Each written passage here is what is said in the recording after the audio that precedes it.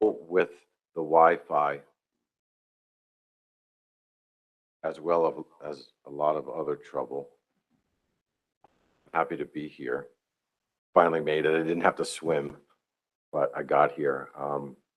It's going to be best, I think, if you can hotspot through your cell phone to access the Wi-Fi. And if you need help with that, Stephen can give you a hand. So I just wanted to make that quick announcement. We'll get started in a few minutes. We'll give everybody a couple extra minutes to get back in here. And I apologize for not being able to be here this morning. I just couldn't drive through 2.5 feet of water. It wasn't going to be a good thing. Hopefully it doesn't come back.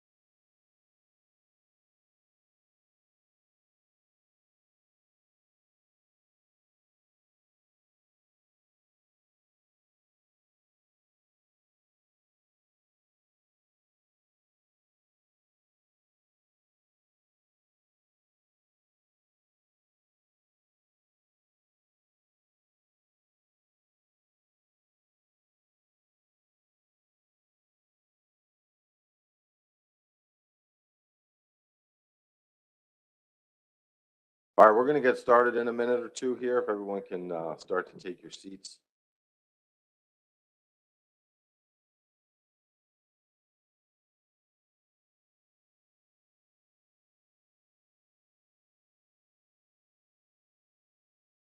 It's great to see everybody. Again, I apologize for not being here this morning. I just couldn't get out of the place where I'm staying. And funny story is, I was trying to walk over here last night. I had my jeans rolled up to the top of my legs, and I was carrying my shoes, and I stepped in a pothole and did a belly flop in like 2.5 feet of nasty, gross water coming out from on the street. The second time I tried, my phone popped out of my pocket and went underwater, but I had it in a Ziploc bag, so I went out this morning at 7 o'clock and there it was. I was able to find it. So it was an epic day of failures, but I just thought that you guys would get a kick out of that. But the Eagles won, and the Eagles are 4-0, and that makes the whole week better. Okay, so let's go ahead and kick things off. Let me pull up my notes. Just give me 1 second. So the first item that we, well, let me convene the council. This morning we had a good executive committee meeting. I was listening in, and thanks to Wes for picking up the slack because I wasn't able to get over here. But I thought it was a good discussion, and the full council will hear the results of that meeting later this week. Not the results, but I'll give an update on Thursday. So we are now adjourned as a full council for the October 2022 meeting. We are in Dewey Beach, Delaware, and let's go ahead and get started with our first item on the agenda. So we have an Atlantic Surfclam and Ocean Quahog species separation requirement amendment discussion, and I'm going to turn things over to Jessica Coakley with council staff for that presentation. Hey, good afternoon, everyone. We'll be talking about the species separation requirements amendment today. The briefing materials are behind tab 2 for this issue. So today we're going to review a history of the draft amendment and its contents, and then talk about potential next steps for the amendment. And you'll also have the opportunity to consider approving the draft amendment for public hearings and a comment period on the amendment document. So the purpose and need for the action. The purpose is to modify the species separation requirements in the Surfclam and Ocean Quahog fishery. For both surfclams and ocean quahogs, any fishing trips are a targeted, directed trip for each of those species. So when a vessel goes fishing, they have to declare whether they are fishing for surfclams under the VMS system or if they are fishing for ocean quahogs. In addition, under this ITQ fishery, all the cages on board of that declared trip need to be filled with that declared target species. So on a surf clam trip, all the cages are expected to be surf clams and would be tagged with ITQ tags as surf clams on that trip. So under this amendment, we would consider regulations that would allow for mixed catches on board vessels and for those trips that are presently declared or targeting either surf clam or ocean quahog only. This action is needed because of the increasing frequency of mixed catches in these fisheries. There are shifting distributions because of climate change and increasing water temperatures. So surf clams are shifting into deeper water. There's some analysis in the amendment in the appendices that was done by Dan Hennon at the Science Center, as well as Skempis. We've got some information there that gives you a lot more detail on how these species are shifting. The industry approached the council back in, I think it was 2018, when we were working on the excessive shares amendment, and first raised this issue as an issue of importance, and that they wanted to find a way to address this issue of increasing mixed catches in the fishery. The action is also needed because of improvements because of these mixed catches, we would need improvements to the data collection and monitoring of the surfclam and ocean quahog catches. Industry has indicated to us that these mixed catches are occurring and that there is some percentage of these non-target species appearing in the cages. That is not being captured in the reporting on board the vessel. And that isn't being captured in the dealer data either. So for example, for a surf clam cage, there may be, up a few percent or up to 10% is what industry has told us of this non-target species quahogs in those cages. We don't know exactly what those percentages are because they're not being tracked. And those are being brought back to the processing facilities and discarded, and those aren't being accounted for there as well. So there's definitely some data collection and monitoring issues that are upon us right now with the status quo. Industry also indicated that those percentages have stayed relatively low because they are trying to avoid areas that have really high levels of mixing, but that the issue is actually getting worse over time. So they wanted to see this be addressed. And lastly, the actions needed to be consistent with the ITQ tagging system. The way the tagging system is set up for the cages, the assumption is that each 32 bushel cage that's tagged is 100% of the target species. And that's how it was intended to track the catches in this fishery for both surf clams and ocean quahog. So there are some issues with how we are implementing that aspect of the ITQ system. In terms of the history, as I noted, this issue was first raised back in 2018. We were working on the excessive shares amendment for surf clams and ocean quahogs at that time that you'll be hearing a little bit more about after this. And because we were working on that, we weren't able to take up the issue. It was added to the 2020 implementation plan. Early in 2020, we were able to submit the excessive shares amendment to NIMS for implementation. And so the Fishery Management Action Team was formed and initially met to discuss development of a white paper to explore options to addressing this issue. The FMAT worked throughout the summer of 2020 and into 2021. It was slow going because of other priorities. But in October 13th, we held a Surf Clam and Ocean Quahog advisory panel meeting. We had a number of the FMAT members on the call to really solicit input from the industry in terms of what options might be feasible in terms of trying to solve this issue. The committee had a meeting soon after on October 15th, 2021. Then in November, the FMAT met again and reviewed 9 options that were developed as part of that white paper package. That was then taken to the Surf Clam and Ocean Quahog Committee and AP in December of 2021, early in the month, and then to the council on December 15, 2021, when the council initiated the amendment. So the amendment was initiated, and then the FMAT really was able to kick off the amendment work with its first meeting on April 26, 2022. So when the council initiated the amendment, the council specifically said they wanted this amendment to consider short-term solutions to species separation, including white paper option 3. And that option 3 is included as alternative 2 in the current amendment. And this was the option that industry had indicated to the committee and to the council that they thought might be a feasible short-term solution to this problem. And the council also requested that the staff and center explore the feasibility of longer-term solutions for monitoring, such as electronic monitoring testing on the clam survey. And as Chris indicated during the implementation plan discussion, that is something that we are working on.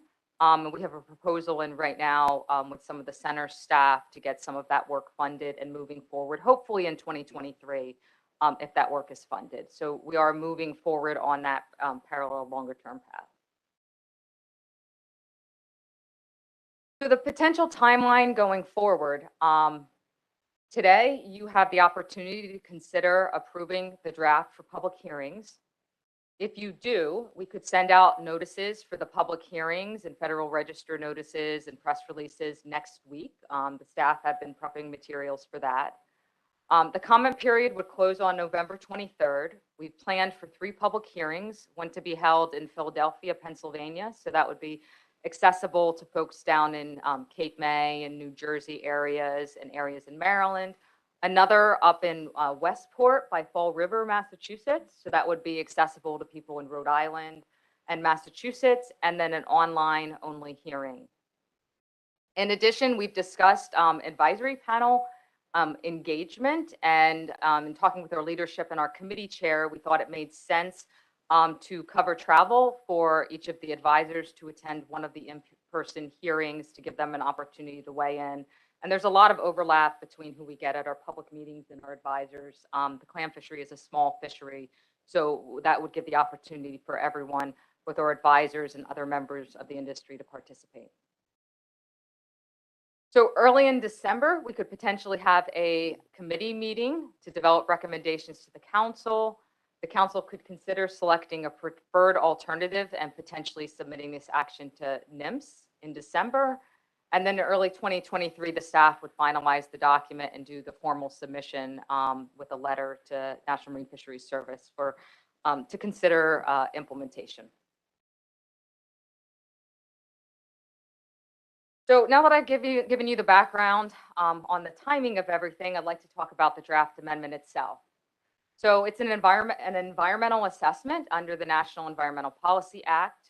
There are only 4 alternatives within the amendment. There's the no action plus 3 action alternatives. All of the alternatives in the amendment were drawn from the 9 options that were initially considered in the white paper that was presented to the advisory panel, the committee, and to the council previously.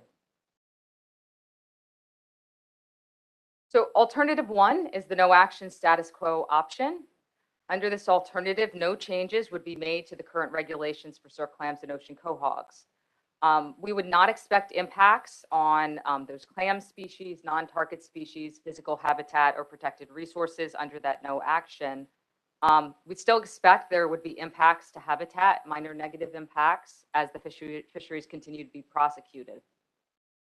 However, we'll note that not taking action has the potential to result in human community impacts that range from slight negative at present to negative in the long term. And this is because of the failure to address those issues that I presented in the need for the action. So the data collection and monitoring issues, these continued increases in mixed catches has the potential to impact the efficiency of the fleet. And if this issue continues to worsen in the longer term, that's why we note that it could be potentially negative in the long term. So our first action alternative in the document is alternative 2, and this is to allow for a combined trip declaration category and to require onboard sorting. This was the alternative that the industry had indicated last year to the committee and to the council that they thought was one of the more feasible options on the list in the short term to try to address this issue. So under this alternative, there'd be a new combined trip category. So when declaring a trip, a vessel could declare in as a surf clam only trip, a quahog only trip, which they currently do, or they can declare in as a combined surf clam ocean quahog trip. And the FMAT and the industry, the advisory panel had discussed this, that this kind of approach might allow for some flexibility for the industry. There are some areas that they're able to fish where it may only be one species or another. So on Nantucket Shoals, for example, that is a surf clam only fishery. So those vessels might be most straightforward for them to just declare as a surf clam trip. Way offshore, some of the areas, they're quahog only beds where they may not be encountering surf clams. They could declare in as a quahog trip, and the other trips would be declared as mixed. Onboard sorting would be required on all of these trips.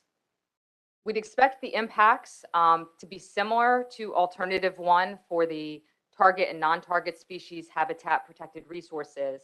However, for the human communities impacts, we think the impacts could be slight negative to slight positive impacts. So slight negative because operating costs may increase for some trips and vessel processor groups. This might not affect every trip, but on some trips, they may need to take more time to sort the catch once it's been brought on board the vessel. However, in the longer term, there could be a slight positive because it would allow for this mixed catches and address this issue in the shorter term and allow them to land both species on board their trips.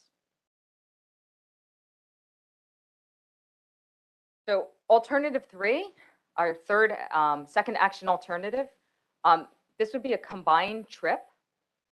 However, on this trip, you would be able to mix both species within the cages on board with the implementation of a manual port monitoring program. So that new combined trip category could be applied here. So there would be a surf clam, quahog, or combined trip that would be declared. And a manual port sampling program would need to be developed potentially need to be paid for. So it would be more of a longer term solution, but it would allow for the sampling of the catch so we can get a representative sample of the composition of the catch for the stock assessments and for monitoring these catches. There could be negative to slight positive human community impacts associated with this alternative. That's because the costs associated with developing the new program could be applied to the industry as a whole. However, it would allow for mixed catches while improving the catch data monitoring.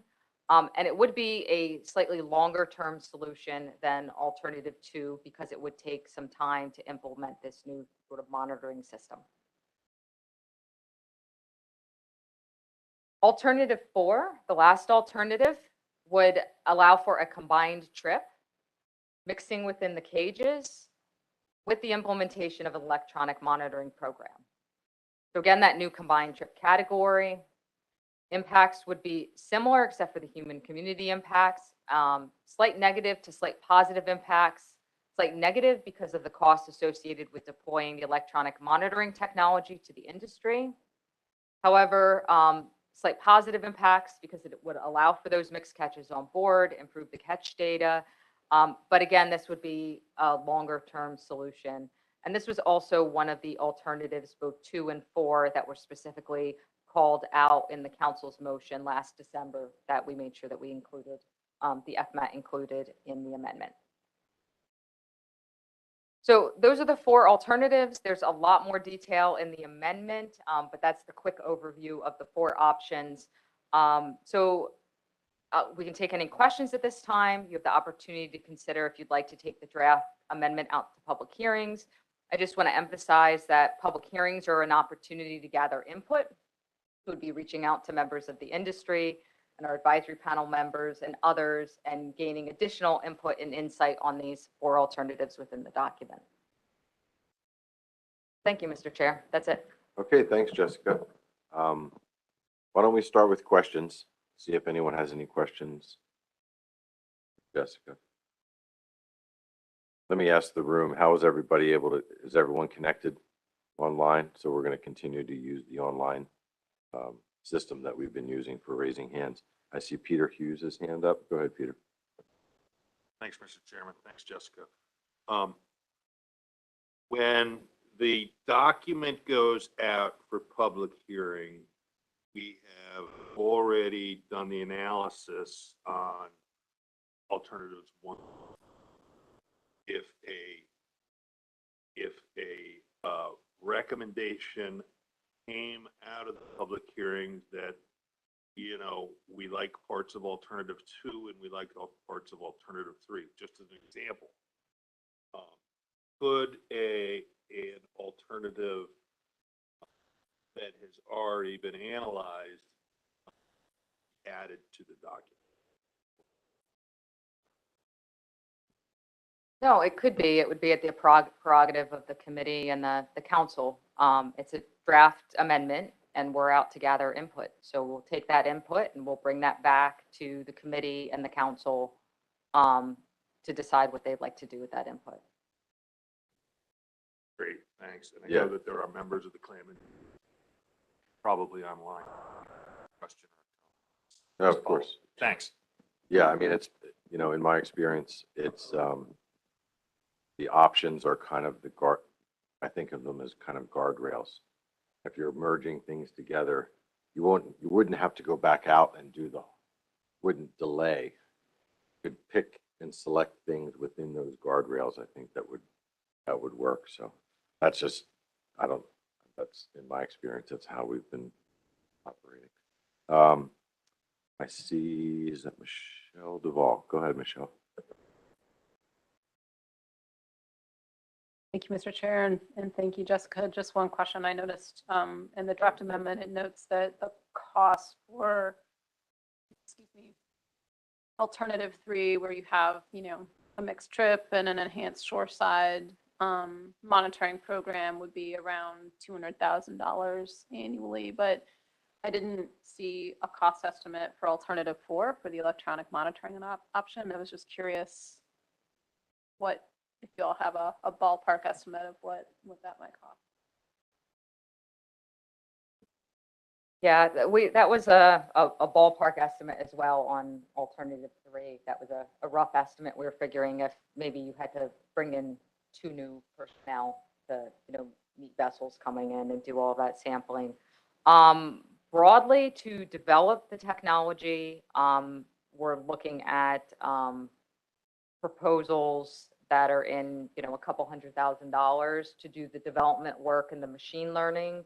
I don't have a number handy on what it would cost to sort of deploy the technology to individual vessels if it were to be implemented in the longer term. That's something, if we were to move forward with any kind of electronic monitoring technology for the industry, we'd probably have to do a whole nother action and deal with sort of EM regulations and shore up what some of those costs might be. It also depends on whether there are funds to support or incentivize getting the technology on the vessels. So, if another group was able to come in and help pick up a portion of the cost to help deploy this technology to the vessels, then those costs wouldn't be borne by the industry. So we really, as an FMAT, didn't have a really good handle on that. That's something that we can work on as we try to button up the environmental assessment to see if we get better numbers. But I think any of those options, 3 or 4, they're going to be expensive as a whole. And just a quick follow-up, have there been any other, non-industry groups that have expressed an interest in trying to help support, the costs of this type of?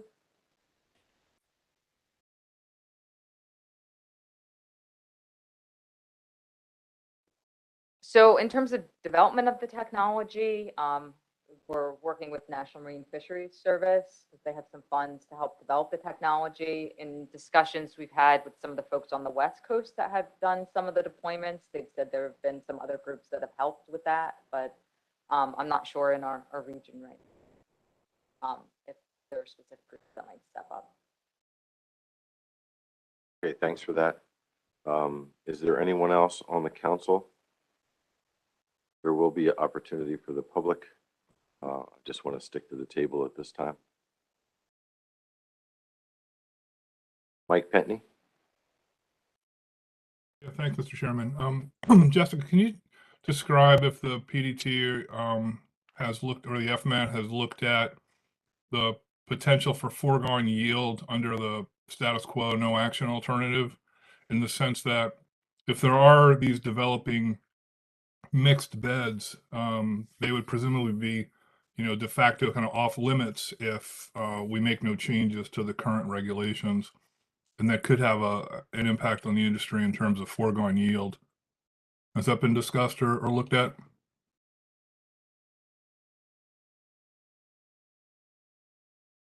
We talked generally about the extent of the mixing, but I don't think that the FMATs talked specifically about the foregoing yield component. Right now, as I noted, the industry said they're doing some level of avoidance behavior, I guess, to keep those percentages low. So you're probably right that if they have to continue that under the status quo or do that more, they could potentially be excluding more and more beds that they'd be unable to fish. So that's something that we can note in the amendment and talk with the FMAT about making sure that's noted as we go forward. Mike, did you have a follow-up? Yeah, Mr. Chairman, just excuse me. I just think that one point, it might be worth looking at, because the other alternatives have these sort of real, financial costs of implementing new technologies or new operational requirements that can be costed out. And I think it's easy to, it might be easy to look at those and say, oh, well, that's a big cost of implementing one of those alternatives. I think a more fair analysis or comparison would be to look at the potential costs, true costs of no action versus the costs of implementing one of the other alternatives. Thanks. Okay, thanks, Mike. Peter Hughes.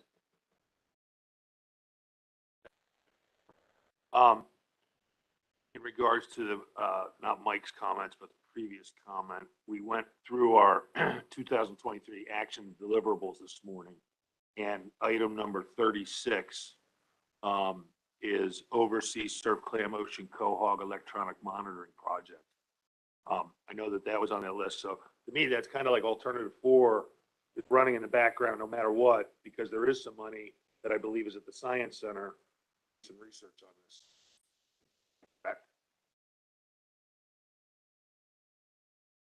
Yes, so staff started working on this issue as soon as the council included it in that motion back in December. So there is potentially some money available to continue this work. Now, if the council selected alternative 4 in this document, I think that would also emphasize how important that is to you, that we continue this work and continue to work forward with potentially implementing those kinds of technologies. But I think that there's funds to keep the development work going, to develop the technology, to bring this technology to potential application in the industry. Thanks. And just as a follow-up comment, I would just remind everybody here, this isn't a resource issue. It's an issue of climate or regime shift. ACT, ACL, not breached on a yearly basis, and neither species is experiencing overfishing and overfishing occurring. So it's not a resource issue, it's a climate shift issue. And how do we do that so that we can, count the white beans over here and the square beans over here, so that we can it's an accounting issue. It's more so that they can count them and they can apply them to each of the appropriate source. So I just want to remind people of that. Yeah, thanks for that reminder, Peter. Okay, any other questions at this time? Seeing no hands, before I go to the public, I'd like to ask the council for what your preference would be regarding this draft amendment going out to public hearings. It's been a couple years in the making. A lot of work's been put into it. It's time, in my opinion, I think it's time for the public to weigh in, but I'm going to look to the council to see if anyone has any motion that they'd like to make regarding whether or not you want to send this off to the public or not.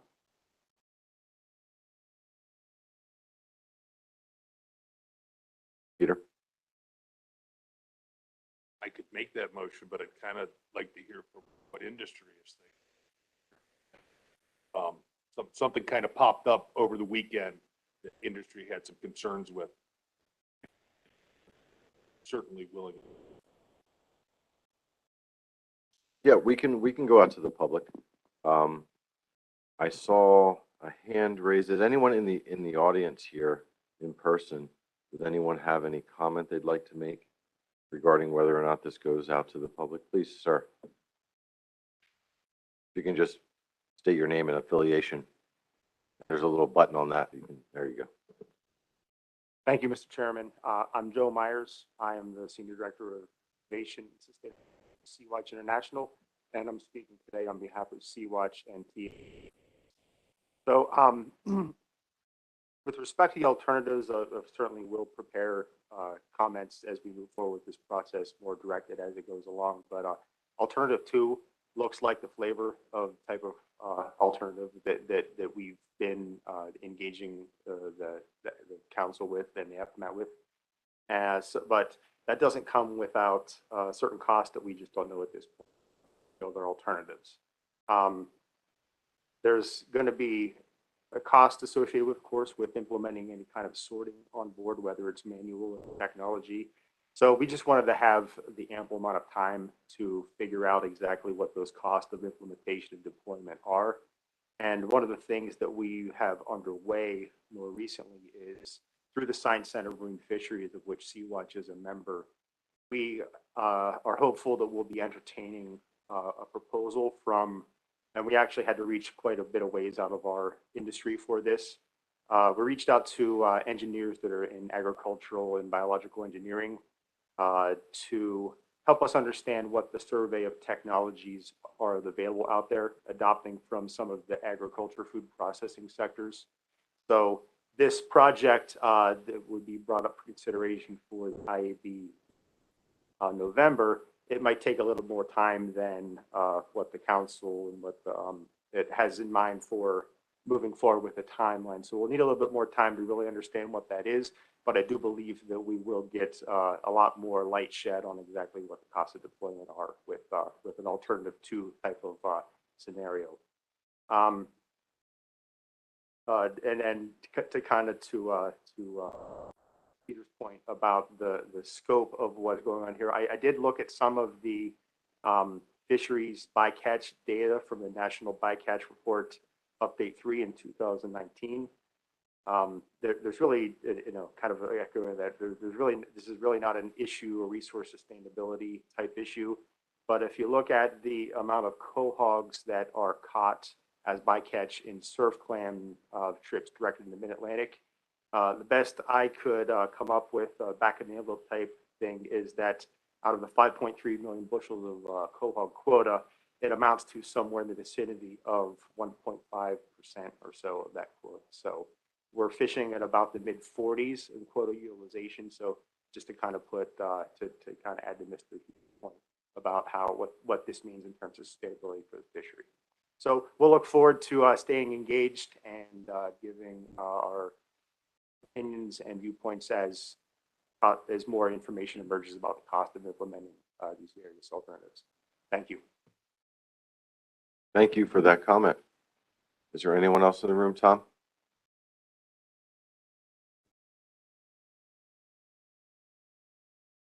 Thank you, Mr. Chairman. Tom Dearman, Surfside Foods.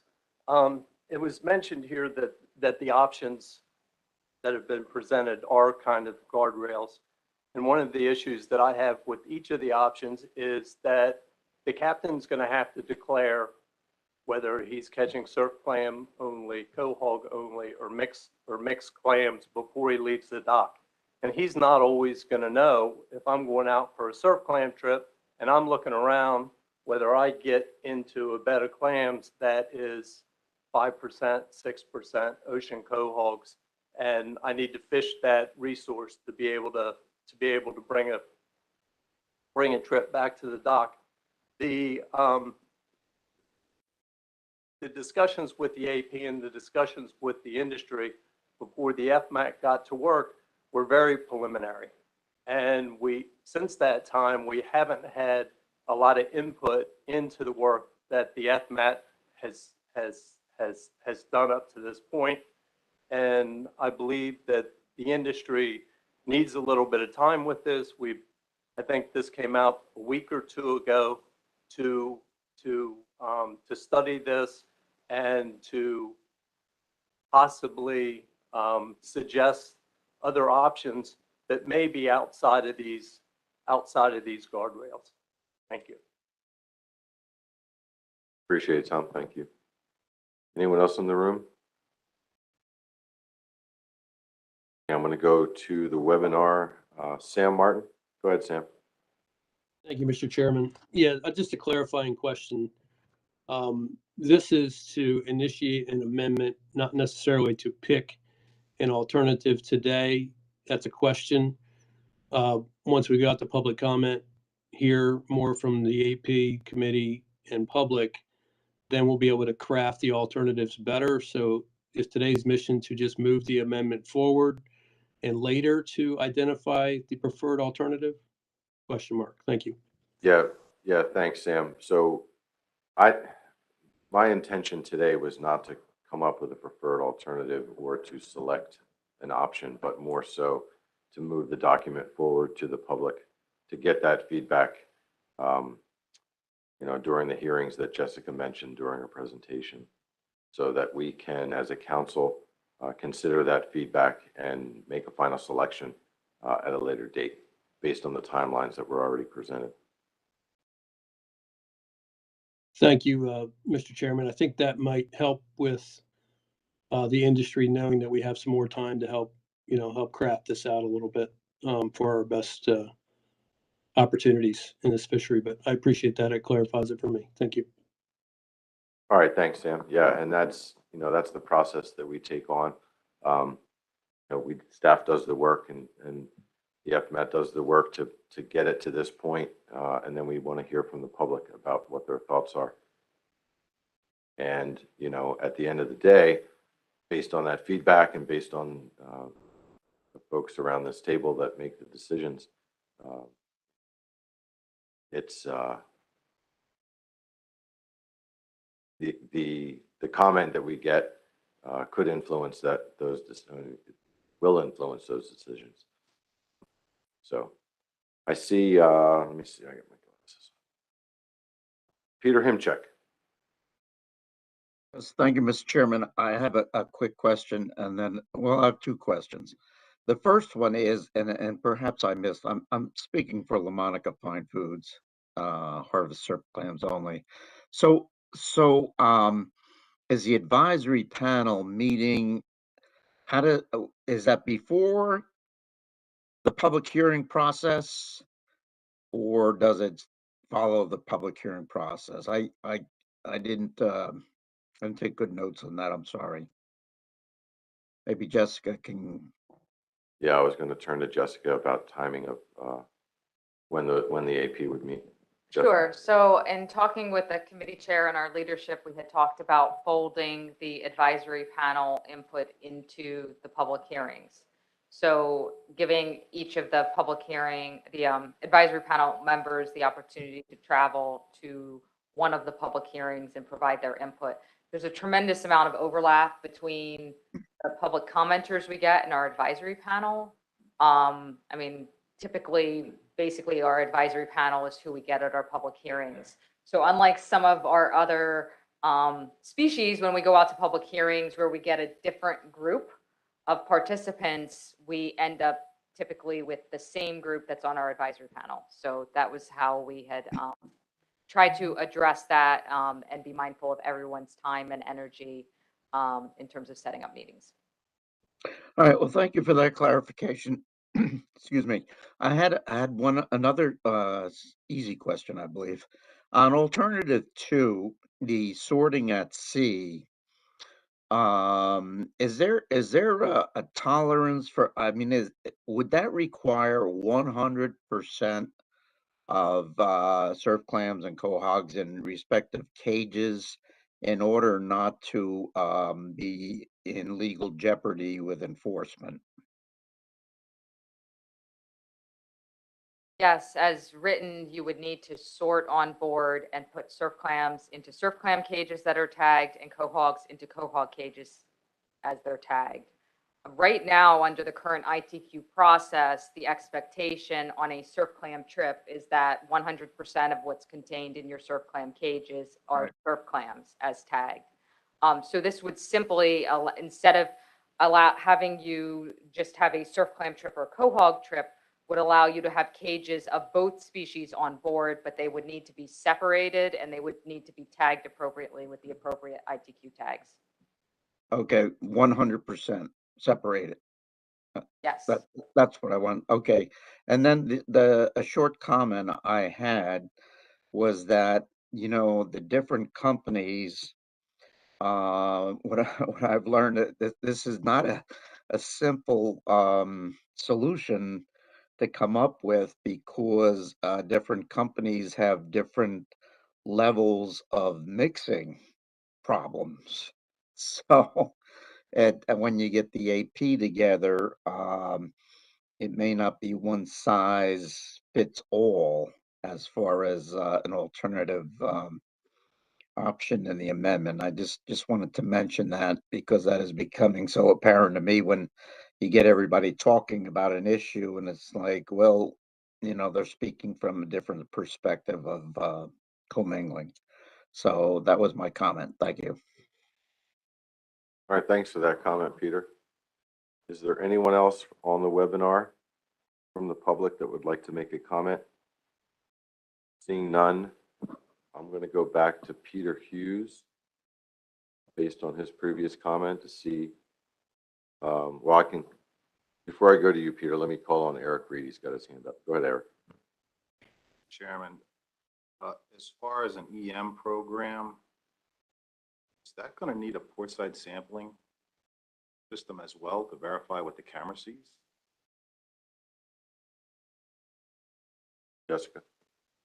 So I think with the technology development, the idea is first to deploy the technology on a platform like the CLAM survey, which is actually a commercial platform, and be able to test and do the validation for that technology on board the vessel. So I don't think if that was implemented that you would need a separate port sampling program that's different than the port sampling program you have. In fact, it may, with deployment of that technology, it may reduce the need to take some of those port samples, which right now the port sampling is focused on surf clams in particular and taking lengths.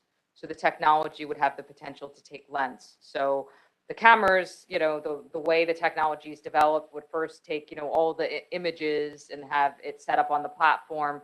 And then someone would need to then go in and train the AI machine learning technology to differentiate between surf clams and quahogs and validate, how good it is as doing that and reduce the amount of errors, I think, to the point that the technology is reliable. And then once that's a reliable system, then you could potentially deploy it. But the technology and discussions with some of the folks on the West Coast, right now we have a limited number of lengths that we get from the samples, and surf clams is mainly a length-based assessment. Same thing with quahogs. They do have some age information, but it's mainly length-based. But as you know, with costs going up, the port sampling has been going down in terms of our ability to obtain those lengths. Does that make sense? Okay, great. Okay, thanks, Jessica, for that. Peter, I'm going to come back to you for a possible motion. Thanks, Mr. Chair. I do have another question, and this question is generated by a comment we heard in the room this afternoon, and that's what if there's an alternative that everybody likes, but it's outside the bounds of this document? I don't know what that alternative could possibly be, but I don't know how that would work. Yeah, well, I'll let, maybe Jessica knows better than I do, but I think that's going to require a more developed further delay, and it may need to go back out to the public if it was developed based on comment so if it's not within the bounds of what we've already presented, it's something new, it might have to go back out. I'll ask Jessica though for her comment on that. Yeah, I think potentially if it's something really very different under sort of the Magnuson public hearing process, you might want to go back out for comments. I know under NEPA for EISs, when you do scoping, you have very sort of tight bounds on those ranges of alternatives.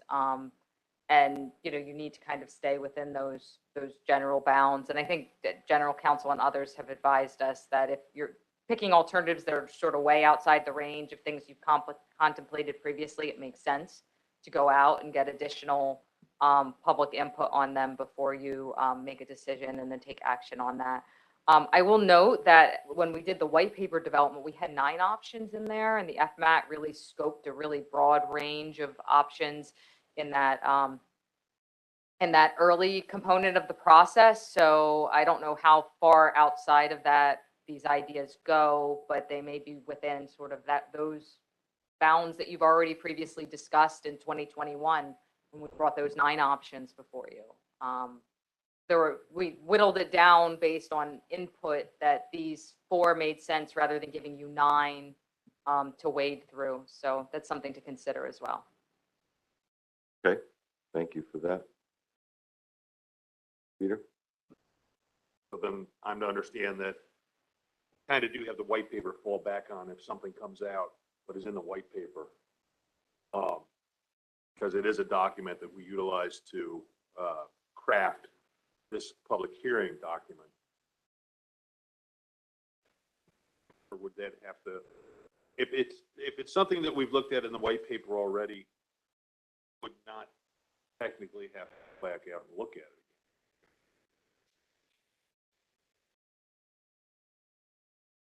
Well, I guess that's maybe a question for the council, in terms of public input. You went through a process, an exploratory process with this white paper, looking at 9 options. You had a number of advisory panel meetings, committee meetings, council meeting discussions about it.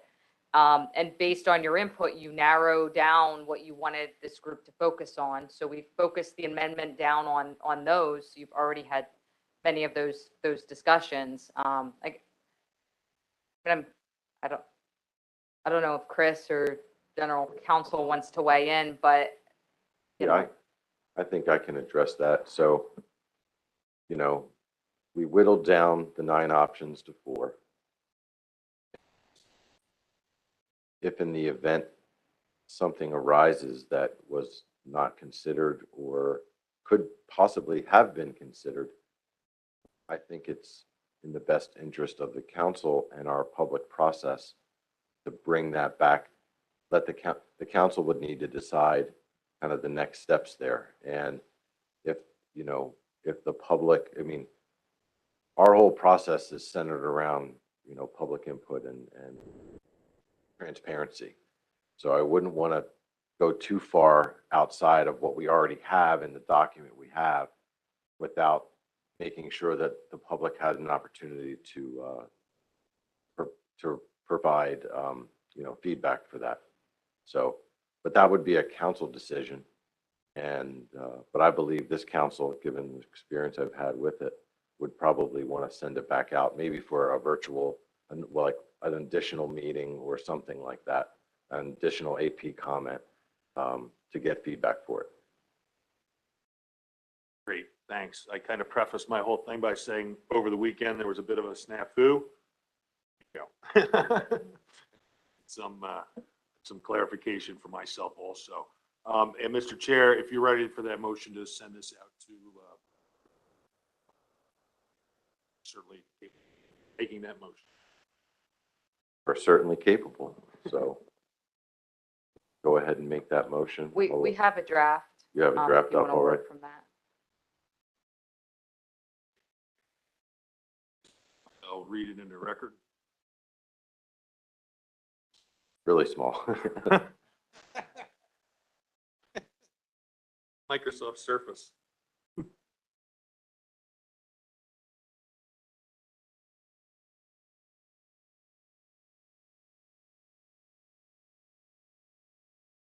Just have the tree of life on my screen. Okay, Mr. Chairman, I move to approve the Atlantic Surfclam and Ocean Quahog species separation requirements draft amendment for public hearings as discussed today. All right, thank you, Mr. Hughes. We have a motion. Is there a second? Maureen Davidson seconds that motion. Thank you, Maureen. Is there any discussion on this motion? Seem to have answered the questions that, whatever this weekend held, the things that came up.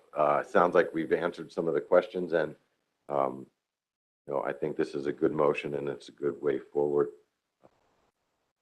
Is there any discussion by the members of the council? Michelle?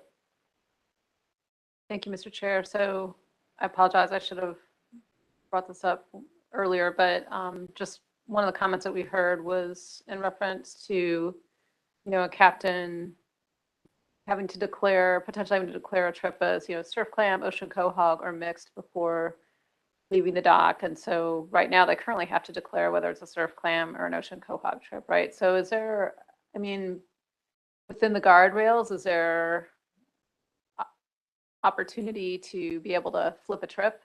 So if you declare for one or the other species, but find yourself getting within a mixed bed, might there be an opportunity to flip that trip to a mixed trip? I'm just putting it out there. I'm going to support this motion because I think we need to move forward, but just something to think about. Yeah, that's something I think we'd have to talk to the service about, in terms of what might be allowed or enforceable under the VMS requirements. Because I think folks are tracking, what's been declared and I guess what they're expecting to come back to the dock. But I think things related to how those trips are declared, that would be great. Great issues to get input on.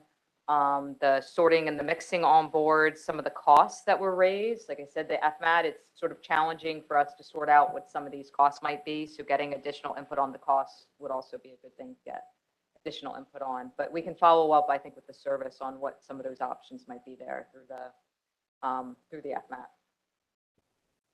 Yeah, thanks, Jessica. And Mike Penny has his hand up, so I'm going to call on Mike. Go ahead, Mike.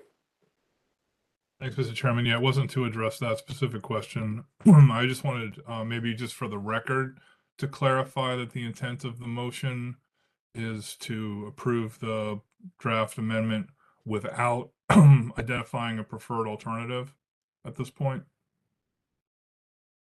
That's the intent at this point, Mike. I think that's the intent that's clear around the table. I'll confirm that with you. Is that okay? All right, I'm seeing a lot of heads nod. Okay, is there anyone from the public that wants to offer any comment to the motion?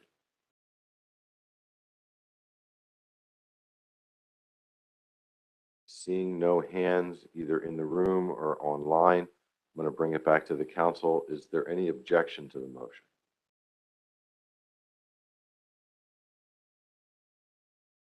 Seeing no hands either online or in the room, the motion carries by unanimous consent. For that, is there anything else that needs to come before us, Jose or Jessica, at this point on this agenda? Not on this topic. Our plan, just heads up, our plan will be to get press releases and notifications out next week. So all the hearings are noticed and the comment period would close on November 23rd. So there'll be an opportunity for folks to submit written comments or form comments or other comments. So we'll get all of that up on the website and noticed at some point next week. We have plans to work with Mary on doing all that. Excellent. Thank you so much. Okay, I'm going to jump into the next agenda item and then we'll take a break after that. We're going to do a review of the excessive shares amendment proposed rule. Jose is with us from council staff to provide that presentation for us. So whenever you're ready, Jose. Thank you. Good afternoon, everyone. And yes, we're going to be talking about Amendment 20 to the Surfclam and Ocean Quahog FMP, and this is also known as the excessive shares. Basically, what I will be doing today, as Mike indicated, is I'm going to provide a pressure on the development of this action. So back in 2002, there was a report that came out from the GAO, and that report, they look at all the ITQ systems across the country, and they also look at all the data and information that was being collected in those different ITQ systems, and they assess what was working well, what was not working, and what was missing. One of the things that came out of that report is that for our Surfclam and Ocean Quahog fishery, the consolidation was greater than what the National Marine Fisheries Service data indicated. And they specifically indicated that the quota holder of record, the person that whose name is associated with the quota, the specific allocation, was not always the person that had control of the quota. So, for example, there were some families that had allocations under different family members. There were some companies, for example, corporations that held quota under one or more subsidiaries. There were cases where you had banks that were holding quotas because they were being used as collaterals. And because of all these different things, there was not a clear understanding of what control was in this fishery. And actually, this is really what got things rolling for specific action. Darfur responded to the GAO report in 2004, and in that report, they also urged the council to develop an amendment to address share accumulation. Between 2004 and 2011, the council had multiple FMAT meetings, and frequently the council was updated on what type of work was being done. However, this action never really gained enough traction for the council to say, okay, let's move on this issue and develop an amendment. In 2011, there was a report that came out by the Compass Lexicon, and that report was reviewed by the Center of Independent Experts. And one of the recommendations that came out of that Compass Lexicon report and the CIE review is that in order to implement an excessive share definition, we will require to have better information on quota ownership and control. In 2012, the council was working back then on Amendment 15, and that amendment was working with a bunch of different issues, including this share accumulation. But because of the recommendation that came out of the Compass Lexicon report and the CIE review, the council opted to split that amendment and take the share accumulation out of it until information collection program was implemented. 2013, the council approved a data collection protocol. That was a white paper that was developed by an FMAT that was submitted to National Marine Fisheries Service in 2015, and the ownership data collection program started in 2016. In 2017, the council identified the excessive shares action as a priority, and FMAT was reformed in 2017 to start working on this issue. And between 2018 and 2019, we had multiple AP meetings, FMAT meetings, committee meetings, a range of alternatives was developed. There were many meetings where we refined the issues and the alternative, and eventually the council approved a document for public hearings. And we also had multiple council presentations where all that information was provided to the council. Final action took place in 2019, and the proposed rule became effective in 2022. So this is really a brief chronology of this action. If you go to the amendment itself, there's a 3-page long description of all these different things that the council had done to address this issue. So what is in Amendment 20? We talk about excessive shares cap, also talk about a process to review whatever excessive shares cap definition the council adopts. We also talk about multi-year specifications. And finally, we talk about the goals and objective of the FMP.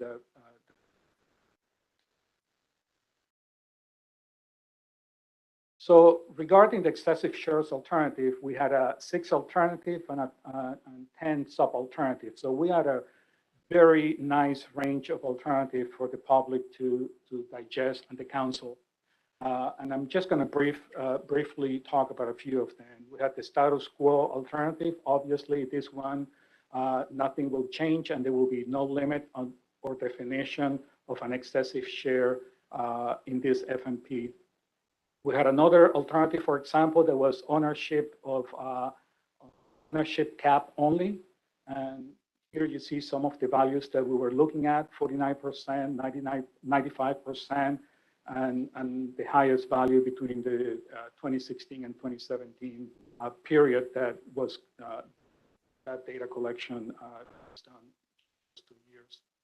We had another one that was a cap on possession of both own quota share and cage tags, and we look at a 40, 49%, and highest value between 16 and 17. We also had a 2-part cap, and this is the preferred alternative, and this is also the one that is in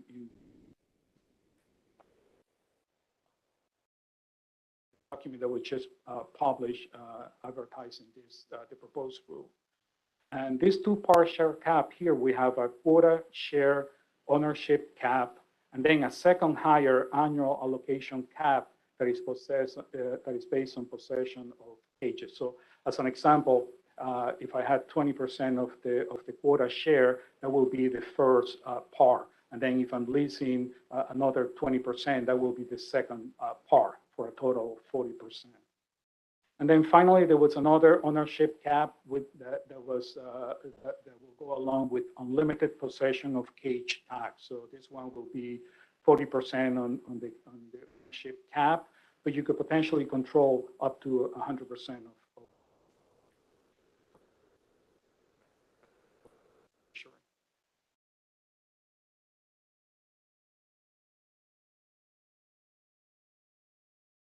So regarding the preferred alternative, the two cap share that I just talked about, the values will be 35% for Surfclam and 40% for Ocean Quahogs. That will be the cap on quota share. So that's a cap on how much an individual or entity could hold. And then the second part, there will be a cap on the annual cage tax of 65% for surf clams and 70% for ocean quahogs throughout the and this specific alternative was endorsed by the industry. Actually, they had a lot of input into crafting this specific alternative.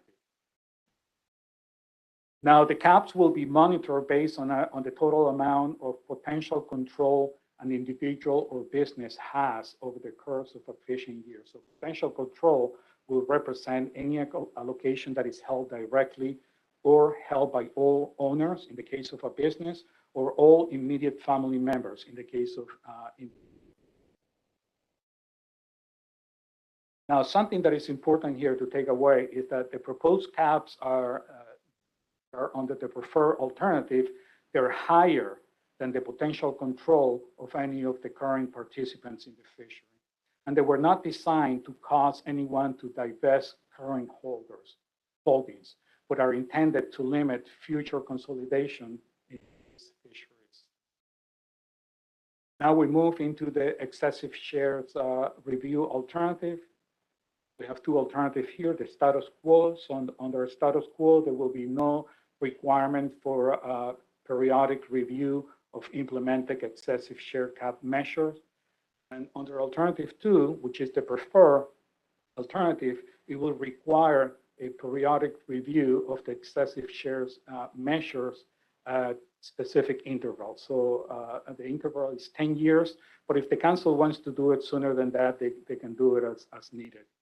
And the importance of this alternative is that conditions in the fishery have changed through the past. They're likely to change in the future. So this will give the council a tool to have, so they can, and if conditions in the fishery change over time, and the council thinks that the caps need to be revised, or either too low or too high or whatnot, they can do it. So this is a good tool to have. Then we have multi-year specification alternative, and here we have two alternatives, the status quo. So under the status quo, there will be no change to the current multi-year specification system. And as you know, we can set quotas for this fisheries up to 3 years. Then the preferred alternative will allow the council to adjust the maximum duration of multi-year specification actions to match the stock assessment schedule. So that means that we can set specifications up to the maximum number of years that the NRCC decides that we're going to have a stock assessment. Right now, for surf clams is every 4 years, and for ocean quahogs is every 5 years. And obviously, these things don't change too much in this fishery. So this will give us efficient use of council and NOAA staff time and supporting the management process.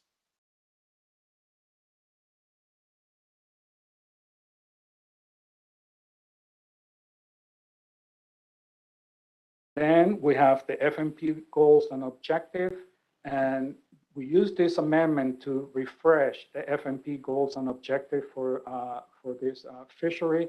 The FMP was implemented in 1977, about 45 years ago. So, and we had the same goals and objectives throughout time. And the council is in a process where they're reviewing and possibly revising the goals and objective for all the management, managed fisheries and FMPs. And so the goal, we use this amendment as a tool to do this. And the goals and objective are more consistent with today's fisheries and management objective. So the proposed rule, as I indicated before, it was published in August 2022.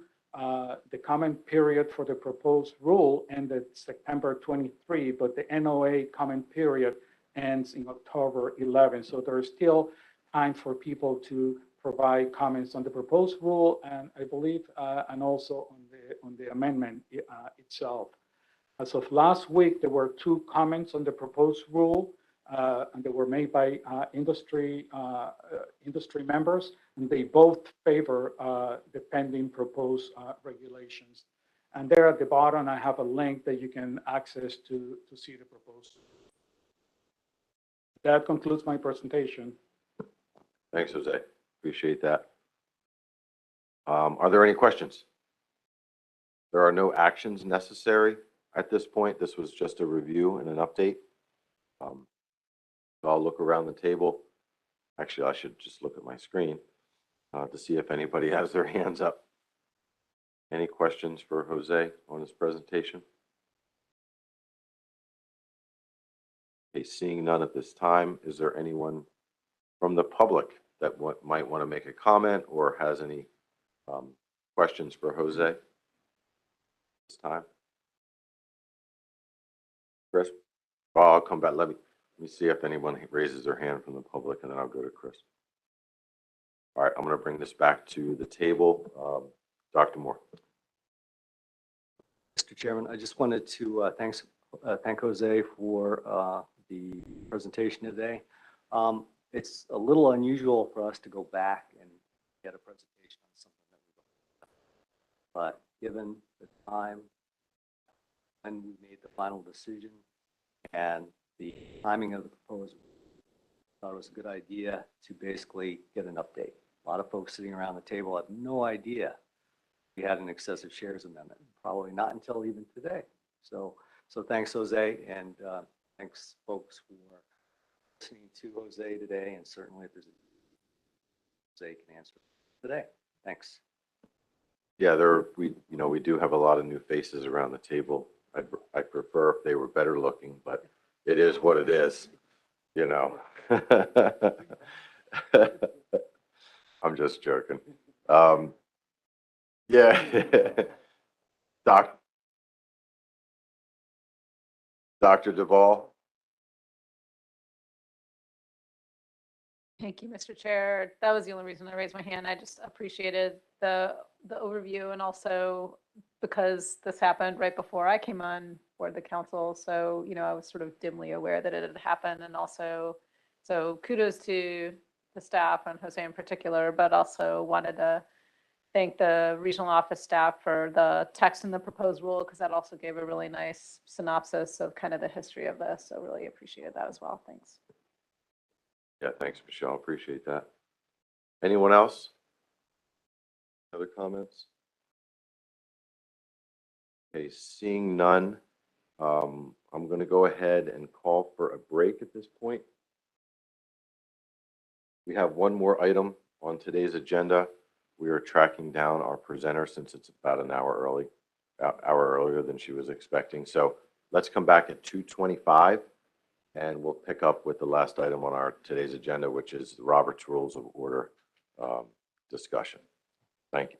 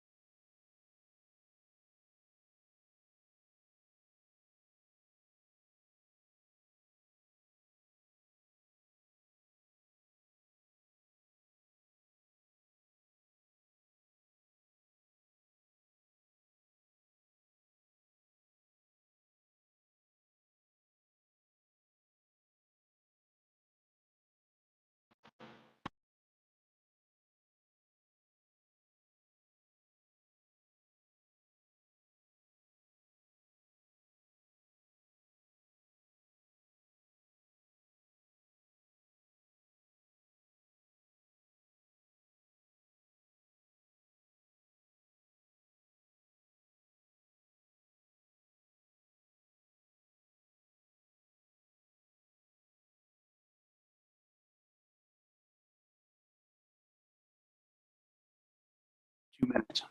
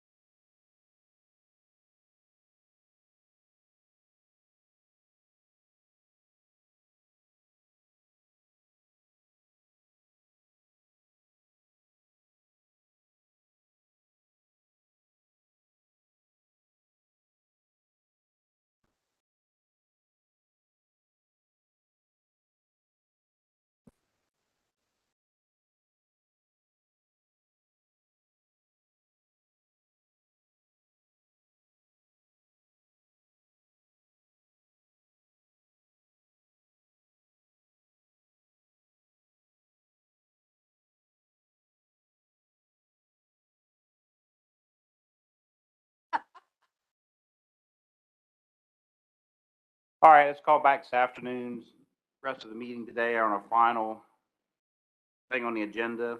We're gonna be doing Robert's Rules of Order overview. Collette Trohan will be giving the presentation. And we are also gonna be answering questions. When you have a question, raise your hand and she'd be glad to answer them as we go through this. Colette, are you ready?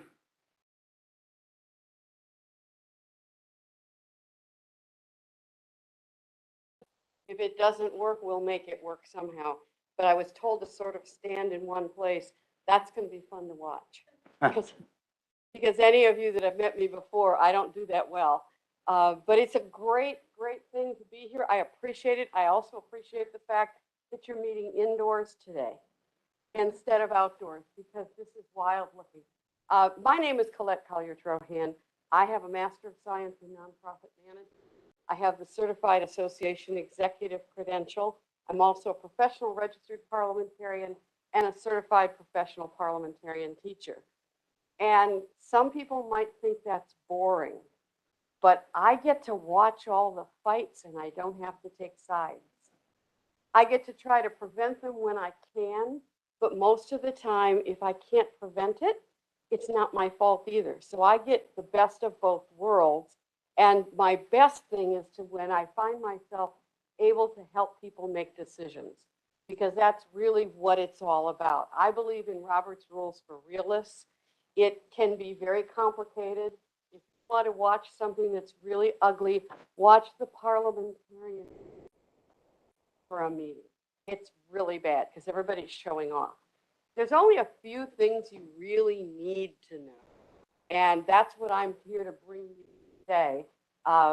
If it was a beautiful day, I'd be worried that you'd be halfway out the door, but I figure I should be able to hold your attention for at least the next 15 minutes, and I'm going to work to hold it for 2 hours. And we have locked up because we are doing the WebEx thing. One moment, sorry. Because I'm live. It's just, I can do that. There, it was working before. There we go. So just by way of introductions, you know who I am. I'm curious to know a little bit about you and your experience with meetings. How many of you have been on a council for, say, 3 years? A couple of you, okay. Do not let these people intimidate you. It is important because you bring a perspective. Sometimes after someone has been involved in something for quite a long time, it becomes harder to listen. But everybody brings something to the table. One of the worst things that boards can say, just sit there and be quiet for a couple of years until, we think we want to listen to you. I hear that occasionally, but also I would be intimidated coming into this room and being a part of it and so on. I'm on a board right now where I sort of feel that do not be afraid to express your viewpoints and your bringing your talents and what you have to give. Say 3 to 6 or 7 years. Who's in here has been on for that long? A few, okay. Over 7, over 8. Good for you. So you're the mentors. You are the mentors, and you are the people that we need to make sure that we kind of get everything out of you before you go, right? Because you've accumulated a lot of knowledge and a lot of experience, and you have a good sense of what works and what doesn't. Now, one of the things that people don't like to get into is too much procedure. So the next part we're going to go through are the principles involved. I can't teach you every rule in the book.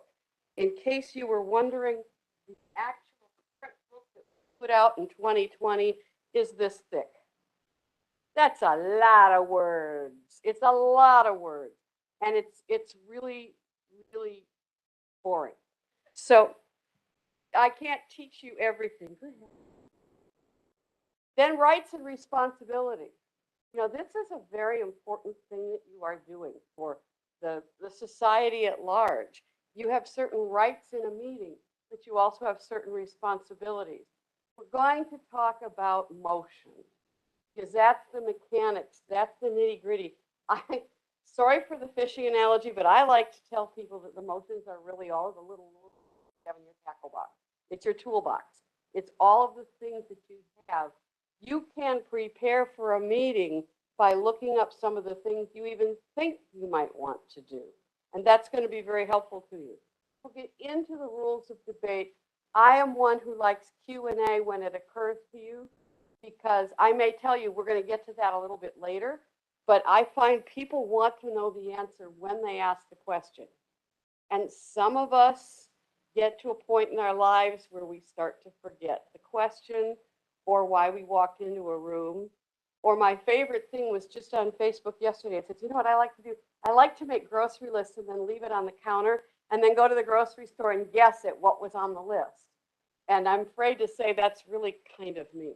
So ask your questions when they occur to you. And if I know for sure we're going to come up to it later, I'll ask you to hang on. And then everybody else is charged with helping me and the first person who asked the question remember that we asked the question. So what kinds of things do you want to know? What would you like me to make sure that you know or understand or know how to do before our time together ends?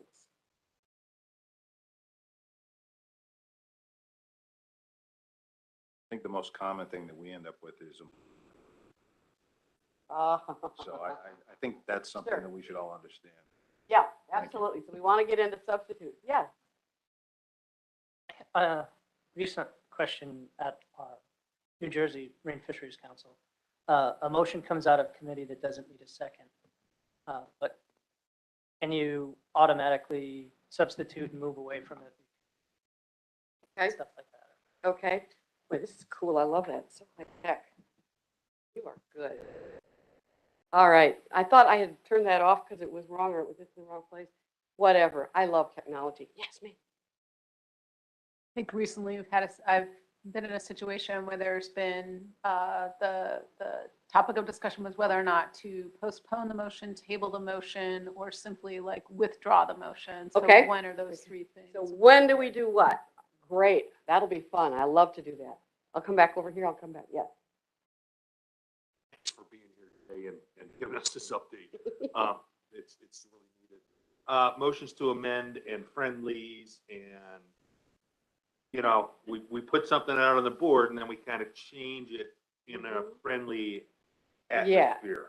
Sometimes friendly. Yeah. So, Perfect. Thank you. Back to you. Yeah, how to get everybody to agree with your motion. There are ways. There are ways. There are ways. Yes. This doesn't deal with the motions per se, and it doesn't happen as much with the council, but it does with state commissions, is managing public comment during the Okay. meeting. Mm-hmm. Sure, absolutely. And I may try, remind me of that one. The motions I'll remember as we go along, but that's a really good one. We'll do that under debate when we talk about debate. Yes. Anybody else? That's a good list. I'm excited. I can't wait to see how this turns out. All righty.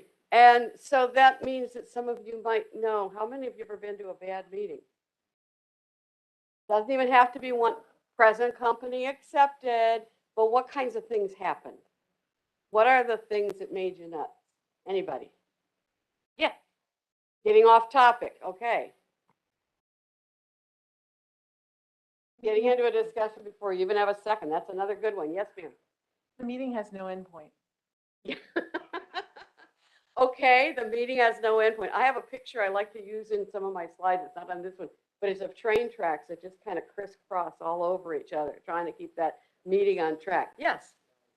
Too much drinking going on. Too much drinking going on. Okay, is that water? You know, everybody laughs, but I did have one client. I still fondly remember them. I still have them, but the economy has changed. I walked into a bylaws committee meeting in the afternoon during a convention, and I stopped and started to walk out because there was a bar set up. And I figured I just walked into the wrong room, and I was about to check my list, and somebody says, "Hey, Collette, come on in, get a beer. We're getting ready to start." I'd never been in a meeting like that. It was actually kind of neat, but those days are long gone. But what happens when alcohol is induced into any kind of discussion? It can get pretty rowdy. It can get pretty personal. So it's a really important. You can also do some of that with too much coffee. It isn't just alcohol. It just depends on what's going on.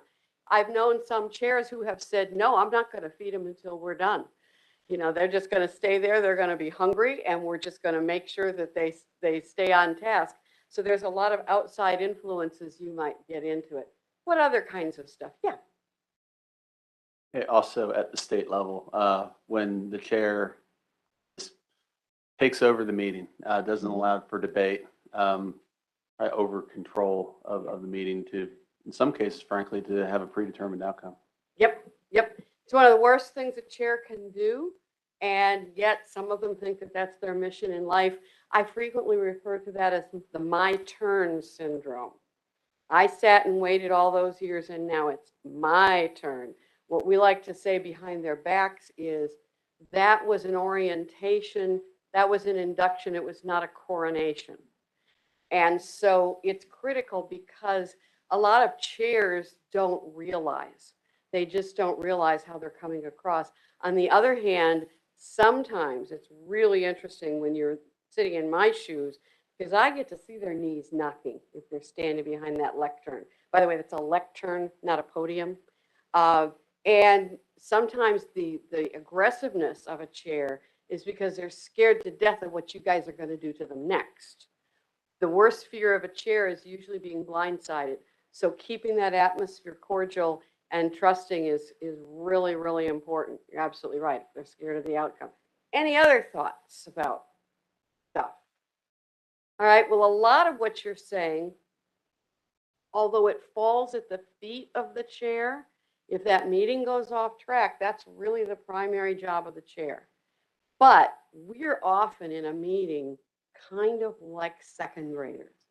We're going to push it and push it and push it until we're stopped. And that can also be a real problem.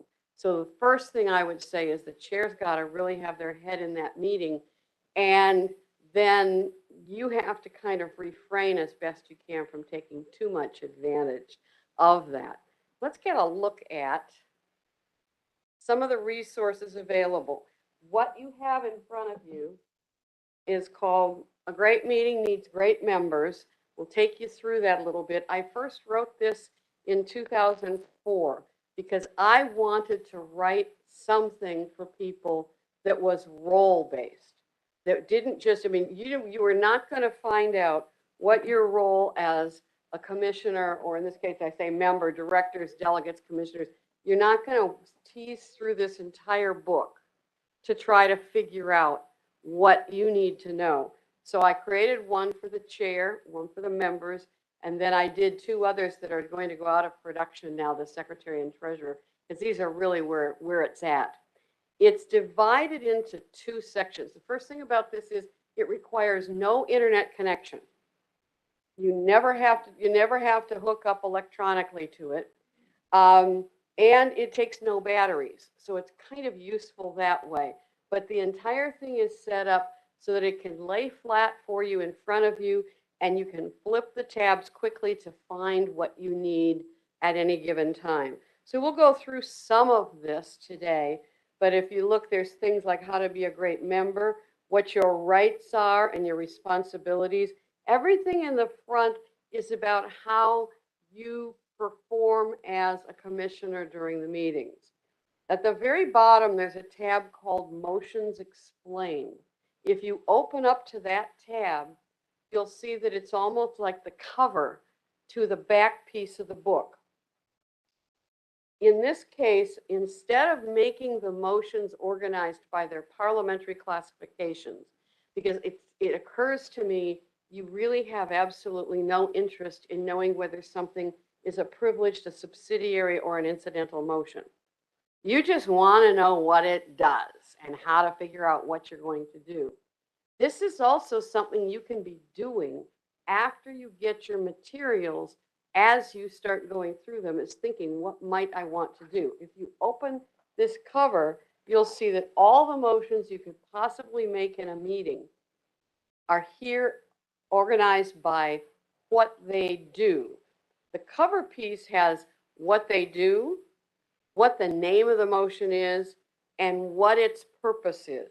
So you should be able to look relatively quickly to see what might be the correct motion for you. In the last part, we get to the motions to raise urgent issues, control debate. We'll go through these, some of these at the end, and I'll show you how all of the charts and things work in there. But this is one resource that I hope that you will use. There's also a page in the back for notes. I'm a great highlighter, sticky note person. The trick with anything with parliamentary procedure is to learn a couple things right. And then learn a couple more, and then learn a couple more and build on it. There are tons of myths out there. And frequently it's the person that's the loudest in the room. And you say, well, they must know the answer because they say it. This is it. And they'll say, this is what it is. And they're so loud and forceful, and they're so sure they're right. I think their error rate is about 99%. Most of the time, the person who's doing the shouting isn't necessarily correct. So rather than teach you all the rules, I want you to understand what the rules mean and what the differences are and why we have certain rules. Oh, this is great. I've even got a little stand. Robert's rules in brief. If you're dying to read Robert's rules, and I know that's what you really want to spend your evening with, they wrote way back about the time I did these, what we kind of call the Cliff Notes version. It's called Robert's Rules of Order, newly revised in brief. Now, there's some interesting things about this. First of all, it's a lot shorter. It does have references to the thick book, so that if you're reading something in here and you go, I don't know what that means or what they're trying to say, you can look it up in here. But I guarantee you, this is pretty much as dry and boring as the big book. They worked really hard to keep, that's good, leave it there. They worked really hard to keep that up because they have a reputation to uphold. We did lose Henry Robert during this last time. The book was published in 2020, and I think he passed away in about 2018, 2017, something like that. So the last member of the family with his name on the book is gone, but the other authors are all there, and they're already preparing how they can weave their way through even more minutia for us. I like these guys, but a couple of them are lawyers. How many lawyers are in the room? A lot of them. One of them, that Shmuel Gerber and Daniel Siebold were added at the last edition. Daniel Siebold is a math professor at Hofstra with the driest sense of humor in the world. If there's any hope for the future of the authorship team of Robert's Rules of Order, it's in Daniel and Shmuel, because they're two very, very different kinds of people. But, you know, every 10 years they issue an update. I haven't had to update the great member because this is all based on practical application. So if you're dying to dig in further, I absolutely encourage you to do it. Fundamental principles. This is what it's all about. We are built on a structure that says that the rules are all a balance of the rights of the majority to determine the result. You've heard that phrase forever, majority rules. And it means when more than half of the people in this particular group want to do something, we go with it. We don't try to get everybody absolutely unanimous. Now that's different from a spirit of consensus, that we all feel like we're in this together and we all have the same general goals. That's nice, but it's also kind of abstract. When the majority says this is the correct direction to go, we go. However, there is a right for the minority to be heard. You're going to see that come into play when we get into motions to close debate, because there's certain rules with regard to calling the question that will come into play because of that. The rights of individuals sometimes go to the top of the list. As a member of anything, you have the right to be notified of all meetings. You have the right to be present. You have the right to participate. You can make motions, you can second motions, you can speak, and you can vote. And those rights cannot be abridged just by one person saying no. Frequently that has to be in your set of bylaws, policies, rules, whatever they might be. There are certain rights that are sometimes on the persons who are absentee. If there was a requirement for notice and notice wasn't given, the right that comes to the top is the person that would have been there perhaps. Doesn't apply as well to what you do, but that's where that comes from, and then sort of all of these together. So whenever we're looking at these rules, we're saying whose rights are being protected, and it kind of helps you understand why things are the way they are. when you make decisions, there's some other stuff going on. And I decided I wanted to throw this in here today just because it actually fits very well with how do I make sure that everybody votes for my motion. It absolutely comes back to that. There's always an unseen dynamic. You know, we'll talk about the personal agenda. We'll talk about the different kinds of people that are in the room. And, you know, some people just manage to tell you to go to heck and make you just look forward to the trip. There are ways of doing certain things. So what I've found is there's a little assessment I like to do with my boards that has to do with their typical communication style. And I've given you a little handout in the back of that little folder. I call that a unifolder because it's not bifold, it's just one thing. But there are people that we find are more task versus people oriented. We have combinations and conflicts. And one of the things that's really important in a meeting, we have to have a certain amount of friction. Anybody who's ever tried to drive on black ice understands friction. Anybody who's tried to drive in mud or sand understands you can have too much and you can have not enough.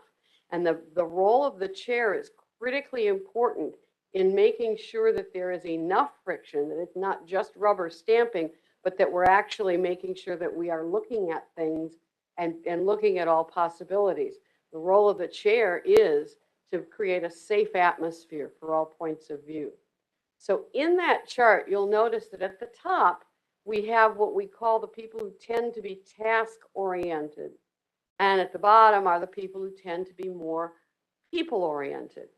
Now, somebody gave me a card, I hate to admit it, but it says, I like to put something I've already done on a list just for the fun of crossing it off.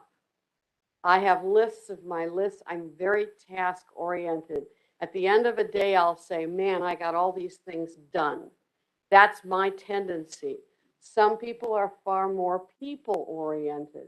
I think you can look at the general dynamic of the country and you can say there are people who will say, I don't care about the personality of this, I care about what they do, or I don't care about what they do, I care about how they come across, and see what I mean by that. My point is, you're not going to get them to agree.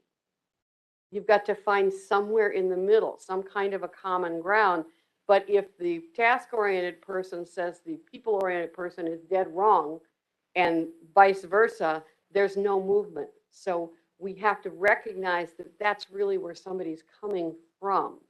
I see this in organizations where, especially because I've had a lot of experience lately, condominiums and places that have to maintain property. And the people-oriented people want everybody to be happy and they don't want to raise the rates and stuff. And the task-oriented people, what are they saying? Look at the balance sheet, look at the bottom line. So as you're listening to your colleagues in the meeting, notice what area they tend to go in. And then the trick is to sort of match them a little closer to the way they communicate so that you can break through that barrier. There are people who are less assertive and people who are more assertive. That's the challenge for the chair, because the more assertive people are going to jump right in there and they're going to want to give their opinion, they're going to want to help, they're just going to be involved and engaged. The less assertive people will sit back. So the chair's job is to try to balance that out. And some of our rules do the same thing. They're designed to make sure that the decision that comes out is not personality driven and that it is something that represents the whole. One of the other things that tells us also is the need for the chair to be impartial, because the less assertive people want to make the chair happy. So they will tend to say, well, what do you think about it? And I tell my chairs, that's not my job. It's not the job of the chair to tell you what I think. The job of the chair is to facilitate the decision making. So it's a real balancing act. In these four areas, then, we end up with people who are more analytical, who are what we call our drivers, our amiables, and our expressives. This is absolutely unscientific and 100% accurate. It's so reliable, it's almost scary when you start to look at how people behave during meetings. And I had one this week and I I just, oh my gosh, this is what I've got my hands on. So looking at the analytical, they are less assertive. They've got a very high emotional control. They are our people who cannot get enough facts. They can sometimes drive you crazy with questions. They are less and less likely to want to make a decision because there might be something out there they don't know. They're amazingly well organized. They like to gather all of their data. And there are times when you just want to scream because it's like, no, it's time. If you have a whole commission full of analyticals, you're never going to get anything done. There was a huge thing at the National Association of Parliamentarians because the board dissolved a commission that had been looking into a question about certification. I knew when they appointed that commission and appointed almost all analyticals what was going to happen. 7 years later, they said, enough is enough. You're out of here. And oh, there's just all kinds of political fallout for that. Partly because the chair of the commission's name is on this book, but that's another story. So you could just tell when you look at it, you have to give that analytical as much information as you can without letting the meeting get so mired down in detail and minutia and stuff. They can be perceived as very nitpicking or inflexible, and you just don't know what to do with them anymore. The analyticals have to figure out how to look at a little bit bigger picture. We need them, though, at certain times when the task in front of us is detail-oriented. And they're the ones that are going to catch things that might not have been caught any other way. So we need them. We celebrate them, but we have to live with them just like with all the others. Now, the driver is one who very quickly can get to the point. They use much fewer words. When they say it, it's done. Why are the rest of you people still talking? I told you what it is, right? You've never known anybody like that. They know where they're going. They know what they want to get accomplished. They don't waste your time, but that can be seen as very domineering. They're pragmatic, they're results oriented, they're driven, which is what I call them a driver. What's interesting about that is there's a gender difference because a man who is a driver will tend to be considered a leader and assertive and really just a powerhouse. And a woman who behaves that way has a different name. And I think you know what it is. I am convinced that part of it happens in debate because when we start to really get more forceful, a guy's voice is going to deepen and it's going to sound more powerful because they imagine themselves as Darth Vader. Where the female, her pitch is going to go up because the throat constricts and she starts to sound like your mother. And people tune out. So it's important to recognize, am I hearing the person or am I reacting? Am I responding? And what's going on here? And for the chair, that's another one that they have to kind of make sure that they handle very well because they are otherwise perceived as domineering, very unfeeling. The driver shares that task orientation with the analytical, but the driver's going to say, okay, what's the motion? All right, are we ready to vote? Can we move on here? When you hear that, you know you're looking at a driver. My favorite driver story actually happened to me some years back. I had a minor problem with my car. The brakes went out. And I took it into the station and they looked at it and they said, everything's fine, ma'am. And the next morning I came out of the garage on a minor hill and there's no brakes. I forget how long ago it was, but you'll know it's a while back when I tell you, first thing I did was I ran back into the house to use the telephone, which was on the wall. It was cordless. And the second thing I did was pick up the yellow pages to get the number of the dealer that I needed to get to. Now, I ran in that day to the smartest person I ever met, and I have no clue who she was and never knew. I picked up the phone, I called that dealership, and she said, you know, Jim Coleman Toyota, and I said, I want to speak to a manager. Now, She could have said, well, ma'am, why don't you tell me what your problem is? She said 3 words. She said, sales or service? I said, service. She said, connecting. She knew exactly how to handle what was going on.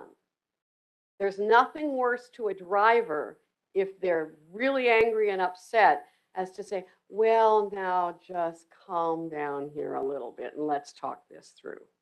That's more likely the amiable. We have to have amiable. Drivers keep us moving forward. Amiables keep us from killing each other. So the amiable and the driver don't share anything and tend to see themselves as polar opposites. They're less assertive. They're very sympathetic to other people. They're very sensitive to what's going on. They will talk to everyone and try to make sure that if there's a problem, we're very empathetic with one another. They can be looked at more as namby-pamby. What's interesting in this one, you would think it would also have a gender bias like the driver does, but not necessarily, because if it's a guy, he's just, it's his sensitive side. It's so endearing. But the point is that we need those people around as well. And when you're trying to get them to look at your point of view, you have to use some of that language. You have to approach the issue a little bit more on that personal level, showing them what's in it for them and why this is a good thing from the way they perceive the world. And last, we have our expressives. Now, the expressive is a really interesting type, and there are more and more of them these days than there were. But the expressive has a couple of things going for it in that they are the big picture people. They are the opposite of, in the diagonal, of that analytical. They're your strategic planners. They don't sweat the small stuff. They're looking only at the big stuff.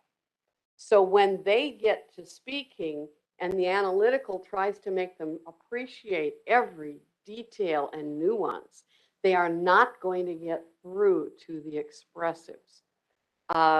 They are sometimes seen as overbearing. They're sometimes seen as unrealistic because they just are out there. And yet we've got an explosion of that kind of creative thought in the past several decades.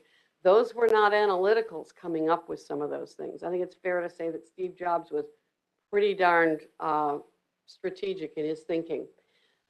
So as we get into the debate and the rules of debate, what we're trying to do is make sure we continue to move forward, but that every single person who is involved in the meeting has this equal access to the floor and equal ability to influence the result. And that's the real trick of chairing a meeting. So you have a little piece of paper there that says it's a quick quiz. If you can pull that out, and we'll just do these one at a time. I told you there's a lot of myths out there that are pretty awful. And I'd like to take you through some of them because these are probably some of the biggest things that you need to be aware of with regard to meetings. And if you're not sure, grab the book and look it up because perpetuating these myths only makes it worse. So the first question, a majority is 51% of the votes cast. Is that true or false? Think about it. I got a true, I got a false, and I'm not sure. I'll be darned if I'm gonna let you know what I'm thinking. Make up your own mind. I won't ask you to tell me, but I got a true, I got a false. The answer is false. Somehow we got into this 51%. I don't know how. Majority is more than half. That's all it is. And more than half can be out 7,500 decimals. And as long as it's more than half, it's more than half. A lot of groups will have 51% in their rules, but that can be difficult to calculate because now you really do need a calculator because depending, once you get over 100, 51% is not, 51% only works when the total number of votes cast is 100. As soon as you get to even 102, then 51 with a decimal 51% is now 52. So kind of get into your head, majority is just more than half. And then there's a nuance to that that we have to look at with regard to that as well, because there's always two parts to any vote. There's always an OF. Is it more than half of what? Some rules, and I don't know if this is true for commissions, it is for most states for boards, they require a majority of directors present. So do your rules say a majority of commissioners present, which changes the calculation other than a majority of directors present and voting? And the default is abstentions don't count. But as soon as you change the of, you have to change your calculation. And a lot of times that of gets put in there by people that don't know what the impact of it is going to be. So majority is more than half. Let's see how you do on number 2. The person who seconds a motion must be in support of that motion. Woo, you've been taught real good. Good for you. I know. I should have changed up the questions a little more, but they told me there were a bunch of new people. It is false, but I'm delighted that you remembered. Why do we have second? The open discussion. If there's no second, why should we talk about it, right? If there's not two of you that want to take up a particular issue, why go there? I found a YouTube video that is absolutely hysterical in a commission somewhere, maybe it's a city council, where they wait for a second. And the rest of the council, city council says, well, you're not going to get the second. And he says, no, I'm waiting for the second. And they go on, and finally the lawyer, sorry, I have to say it was the lawyer, but it was, the town lawyer says, well, you can have a motion that you've waited enough time for a second and it's time to move on. Talk about getting just absolutely wrapped around the axle. And if they had thought about what they were saying, just step back from yourself for a second and say, wait a minute, why should we waste our time if only one person wants to bring it up? There are parliamentary authorities that do say that no seconds are required. And what have they just done? They have just empowered that one person to force the entire rest of the group to go where none of them want to go. So there is a good thing for that second. Now, when you are waiting for that second, the chair has its own rhythm to do. Basically, if there's no second, the motion's not considered. And you just move right on. And as soon as somebody says second, you can go. If you don't want to second it, and your chair is waiting and waiting and waiting, let them sweat. Far too often people go, oh, I just can't stand this. I can't stand this. They can't handle the vacuum. Stand your ground. Don't second anything that you don't want to see go on the floor. Question 3. The person who made the motion has the right to speak first. True or false? True. You guys are so good. Why? Absolutely, they can do the rationale. Do they have to speak first? No, they don't. I've known people that say, no, I want to wait. They want to wait and see what the arguments are, what the discussion points are. Why do they wait? Because you don't get unlimited times to speak. This is a dynamic that is very difficult to achieve, but when you get to it, it's really cool. There is no such thing as rebuttal. Just because somebody said something you don't like, you can't answer them back. This is a group dynamic. And everybody takes turns putting their own stuff in through the chair, of course. Yeah.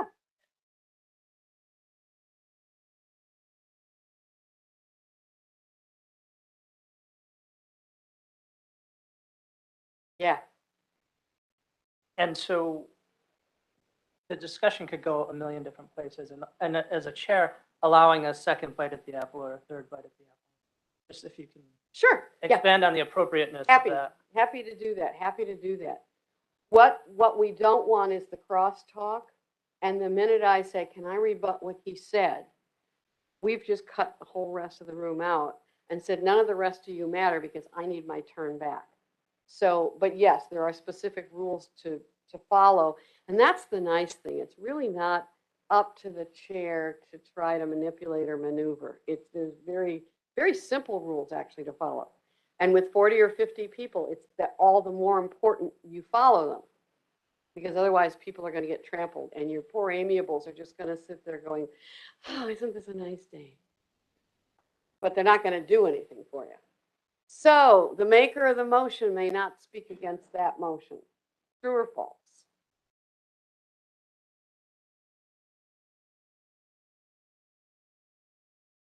What's the logic? Why would that rule maybe be true? Let's work the brain cells a little bit. Or why would it be false?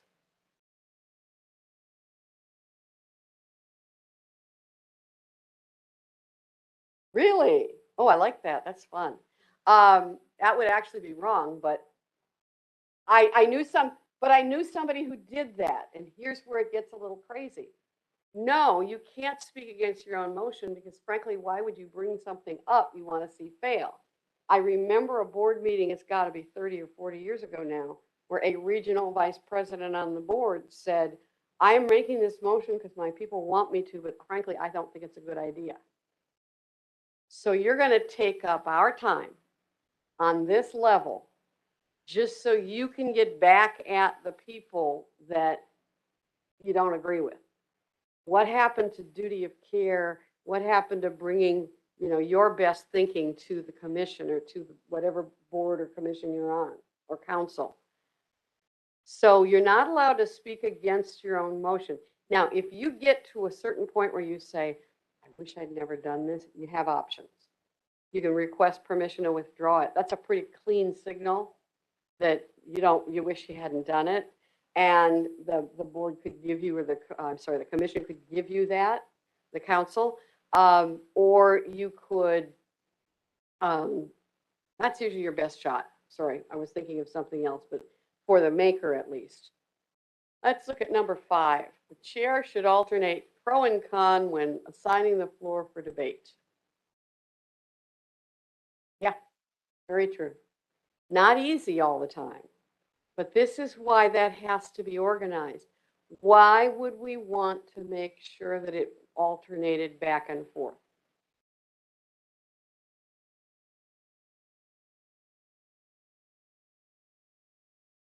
It becomes one-sided. And what do our amiables do if they hear like 3 or 4 people on one side? Are they going to come forward and say, well, let me give you another point of view?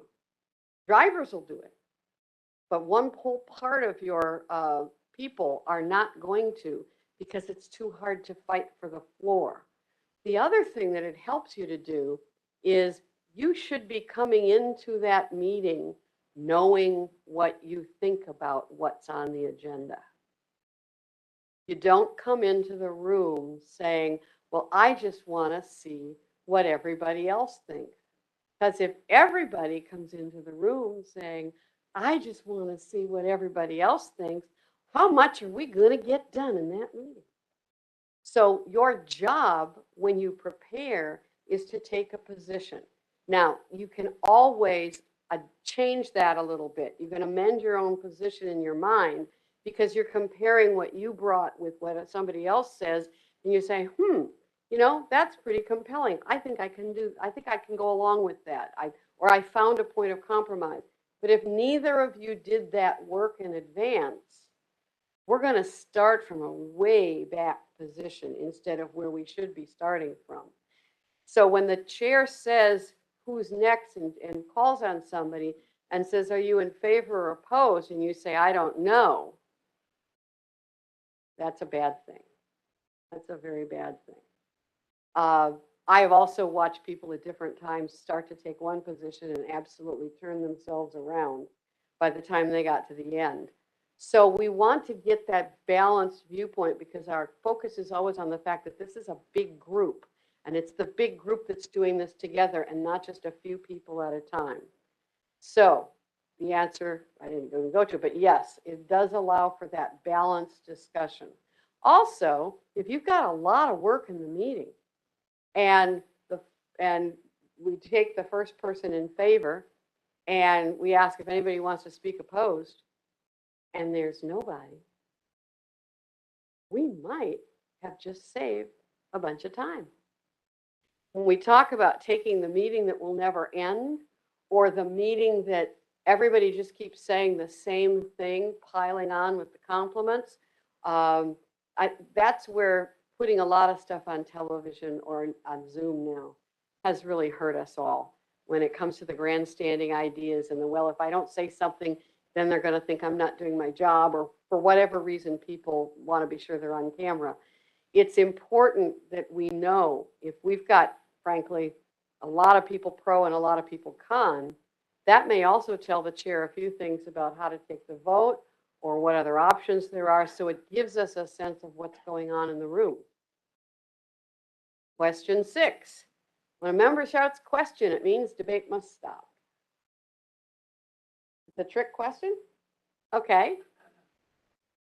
It is. Point of order. Can you shout question? Well, okay. It depends on what comes with it. There are certain motions, as we're going to get into when we go down to those pink and green cards, that can interrupt. Previous question or calling the question is not one of them. It does mean debate must stop if we adopt a motion for the previous question. But the fact that somebody thinks they just shout the word question and that everything stops is not only false, it's very false. Because now we have to go back to those rights that we started with, the right of the minority to be heard.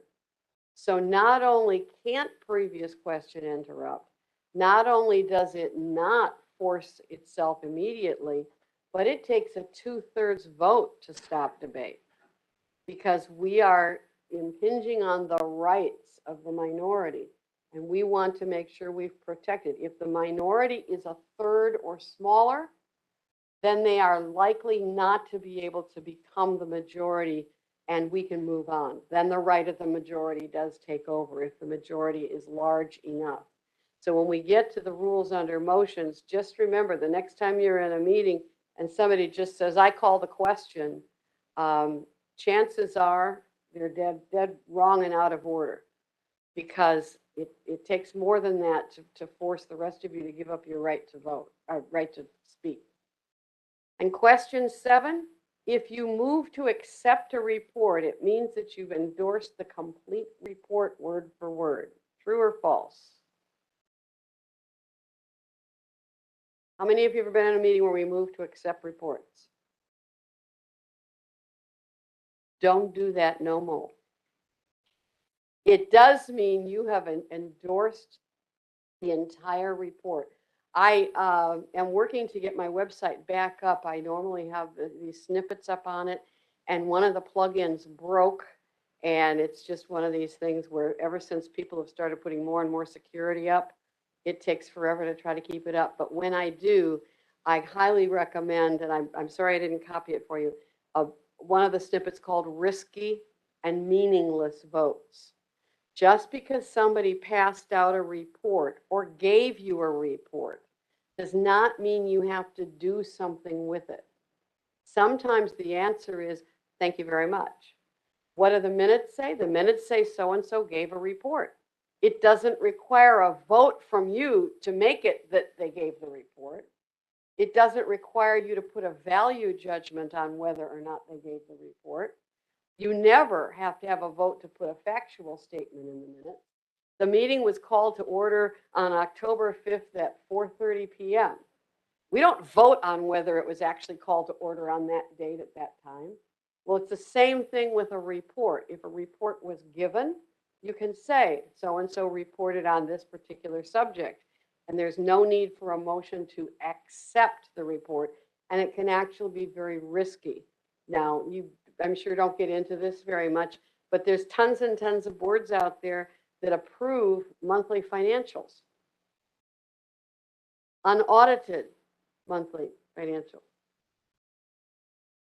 That's a real scary thought. So think of it that way, that there's just all kinds of unintended consequences and problems that can happen, but also we tend to get caught up in the minutia and want to vote on things that don't require a vote at all. And then it clouds us up and we can't remember what we're really supposed to be doing. Question 8, if the vote is tied, it must be retaken. False. When do we have a problem if the vote's tied?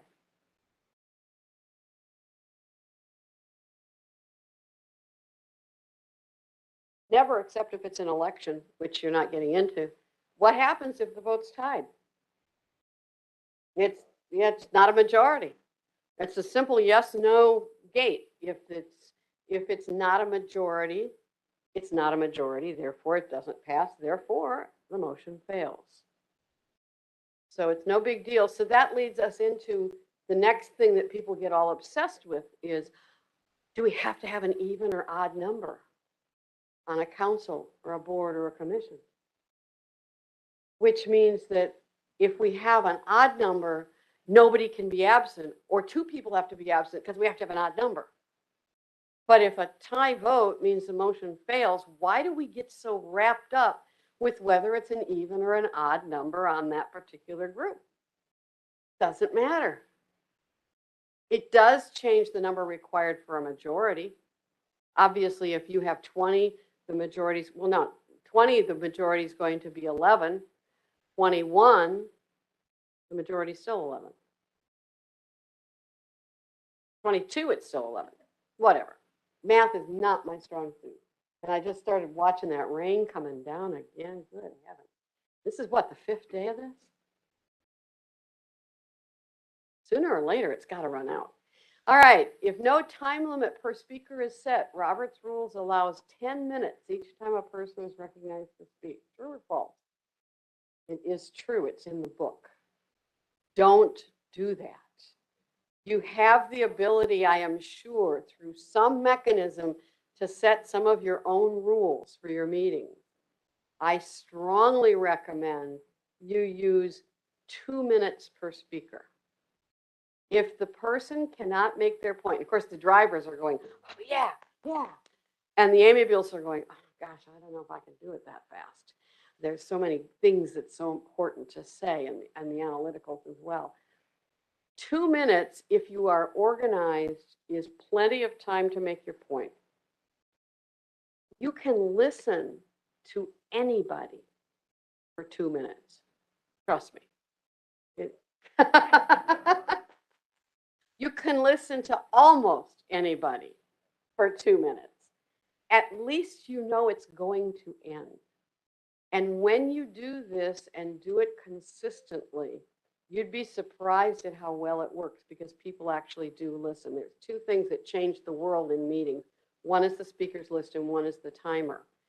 The timer, what'll start to happen, and a lot of times when I'm on stage at a big convention, the vice president never has anything to do. So I give them the timer and they sit there and play with it for the most of the meeting. But if they forget to set it, you can feel the rustle in the crowd at almost exactly 2 minutes. It's like it feels like it's got to be coming. It's got to be coming. I had one guy stop me a year or 2 after I did a class for them. And he said, I've got to tell you, he said, I bought a timer. He said, my board hated it. And now they will not let me give it up.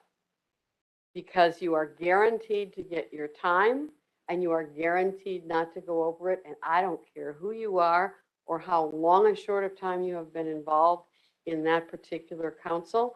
That's what it is. And you can then practice it. You can actually organize your remarks. What a concept. Coming to a meeting prepared with what you think are the important points that need to be made. And people actually listening to what you thought about as opposed to what just sort of popped into your head, you know, casually over breakfast. Now we're elevating the performance of that particular group. So it is true. And again, I highly, highly recommend if you adopt no other rules, that's the one you need. And then you have to use it and use it consistently. And after a while, you'll start chuckling because you'll know too, that you'll know, whoops, it's not quite, they didn't set it quite right this time. it's very reassuring, and it also allows everybody to relax. And when they relax, you know what they do? They listen. It's the darndest thing. Instead of sitting there getting fussing and stuff, you know, you got it. Give us your best stuff. And number 10, Henry Robert of Robert's Rules worked on lighthouses. True or false? It is actually true. Henry Robert started out, he was a cadet at West Point. He was a math major and a math prodigy. When he graduated in 1854, he went to New England, where he became active up in there, walked into a New England town meeting, and they're still up there at this time, where the citizens are running these meetings. And so you've got this strapping young first lieutenant in the Army, uniform, great posture. Who do you think they picked to run the meeting? The story has it that the meeting went after midnight. There were chairs thrown. I think the police may have been called, and it was not a good time. He swore he'd never run another meeting until he'd learned something about parliamentary procedure. So then he got stationed in California. He was in San Francisco, and he wrote years later that, you know, he didn't say it this way, but frankly, I interpreted it as, you know, those people were really kind of wacko. Arguing about rules and just back and forth, and nobody seemed to know what they wanted to do. He then went to my home state of Wisconsin and was supervising lighthouse construction on the Great Lakes. He was working with the Army Corps of Engineers. And Lake Michigan froze over in February of 1876. So he wasn't getting a lot of work done. He wanted to work on this book. So he finally finished it. He had to pay for the printing. He got a printer in Milwaukee, I've got to say it right, I'm a native, to do this book, and it became a massive hit. So he sort of had a second career. He was the Ann Landers of parliamentary procedure and people wrote him letters and asking him questions. He ended up in Texas. He retired in 1901 as a brigadier general, and that's the picture of him at his retirement. He was not always a crusty old fart, but he sure did look that way by the time he finished his career. At that point, he became the head of the commission that designed and built the Galveston seawall, H.M. Robert. So when you go down there, I had to stop, you know, it was sort of like this religious experience, but you think about it, we put him down a lot. This is a guy that has influenced more of American life than a lot of other people. Between all of the meetings and the work that he did, the seawall was still doing pretty well 100 years later, last I checked. Really quite a genius and quite an interesting person. He died in 1923. He wrote a book called Parliamentary Law, which is ever so much easier to read than any of these books. And the original book is actually only 176 pages. It was meant to be a little pocket guide. And then all over the years, people wanted to keep putting more and more explanation into it, and more people wanted the book to have exactly the answer to the question they asked. So it grew. And that's how it got to 700 and some now, I think. Actually, it was more. And so what they did is they made the pages a little bigger, and because they had to increase the type, but they were very sensitive because we keep joking at them about how many pages are in it.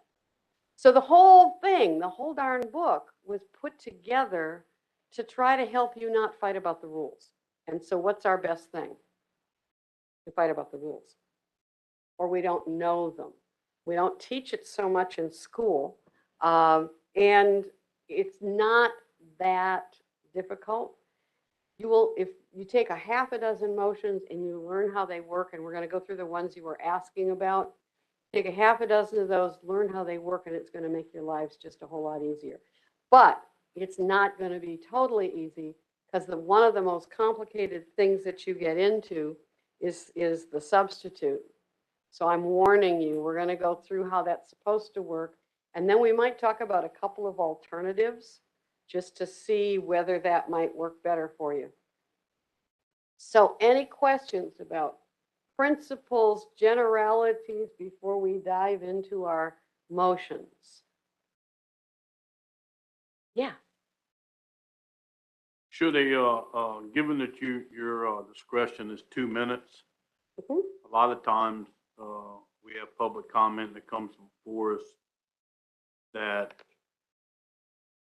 particularly fishermen aren't used to having all the thoughts together because their emotions are running high on the issue, and they're given 3 minutes.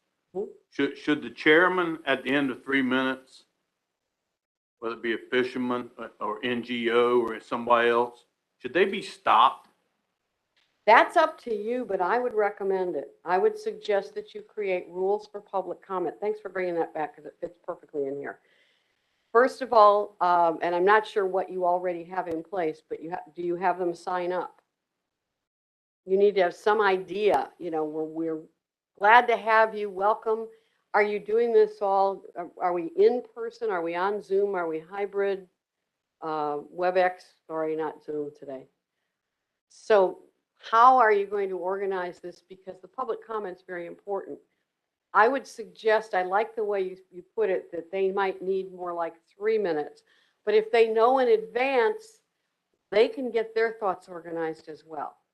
By and large, when you are hearing from someone, you want them and they want their remarks to be totally organized for you.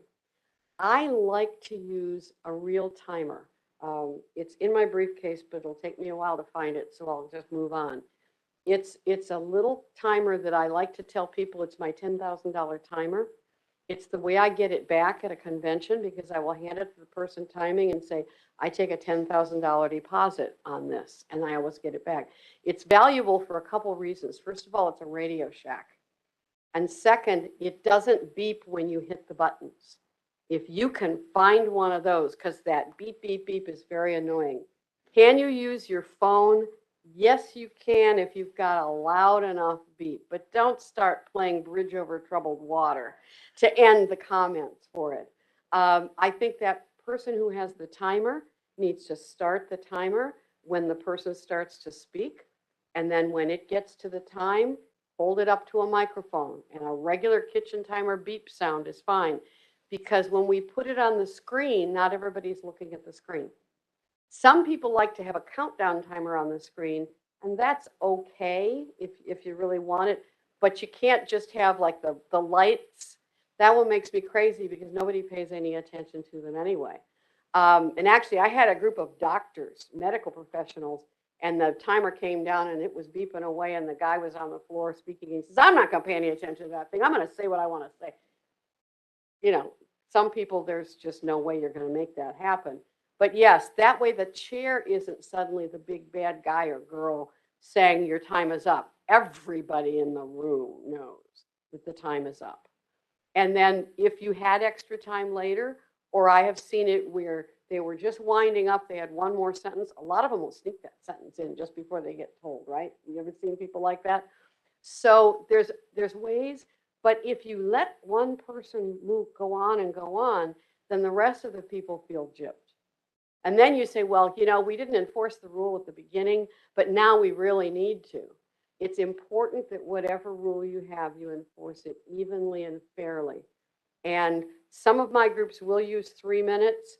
I can see a real good justification for that for public, but not for members who have been given a packet and we're expected to come fully prepared.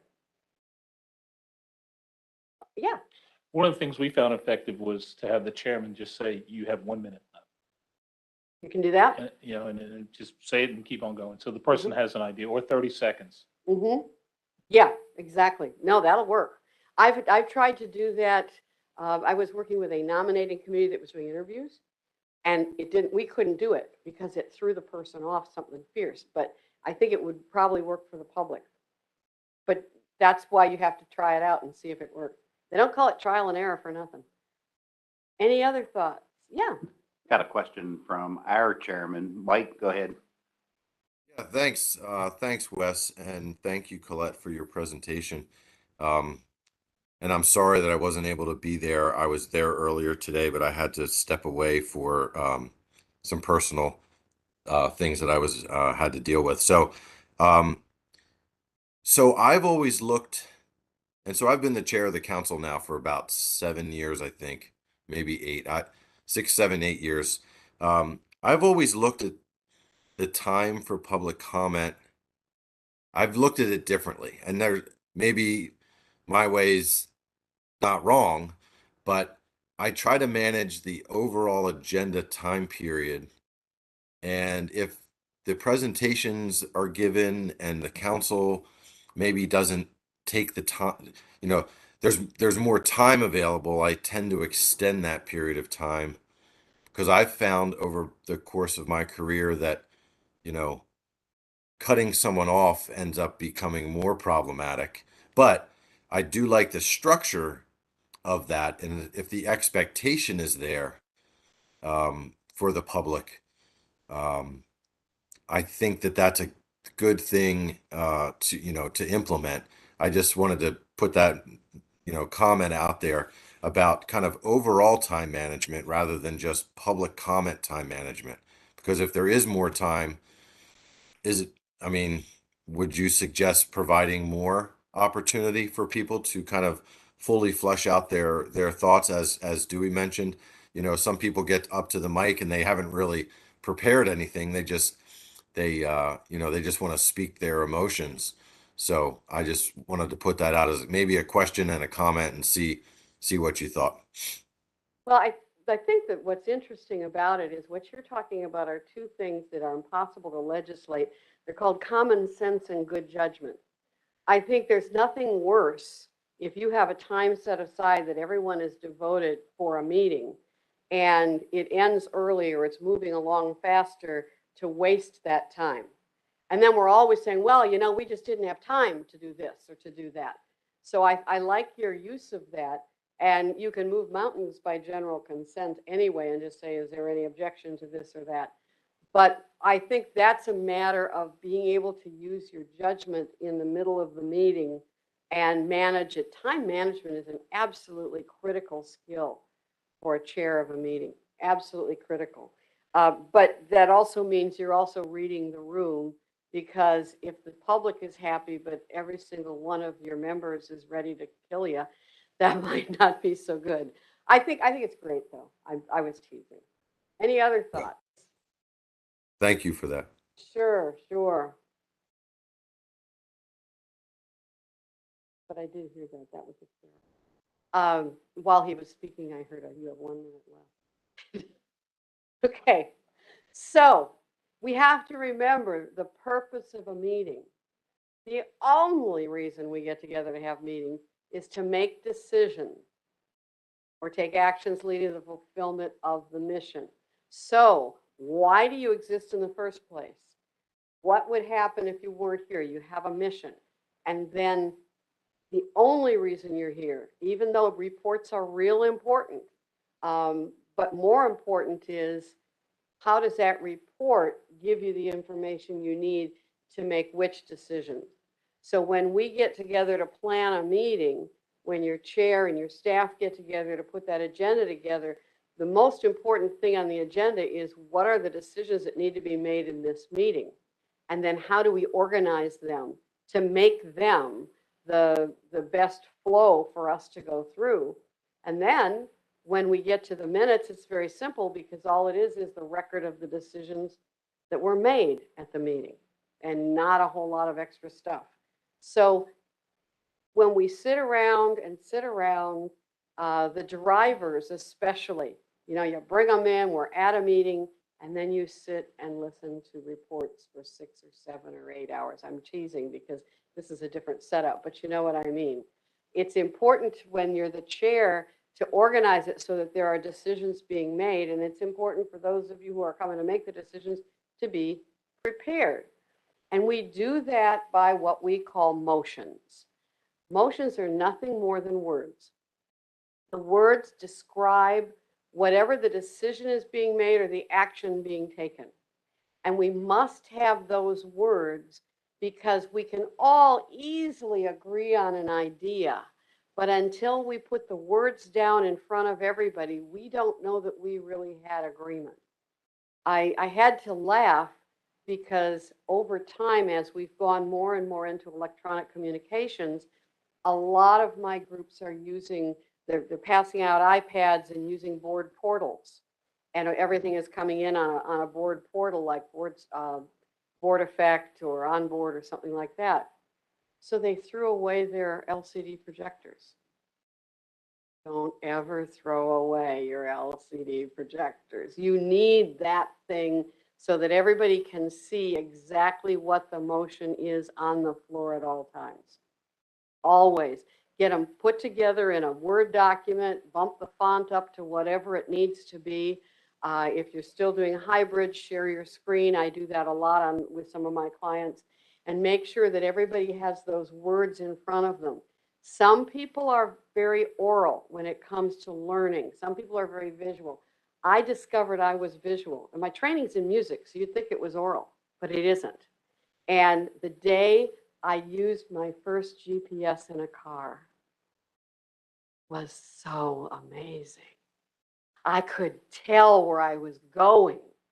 And PowerPoint, remember what a thing PowerPoint was, because it provided a focus, because the visual people had something to look at. If you're going to be a chair of a meeting and you're not going to put that motion right in front of their face, you're fighting an uphill battle already. So you always have to have it there. Then, when you are looking at that motion, you have to ask yourself, exactly what is the decision we're trying to make here? Do these words reflect that?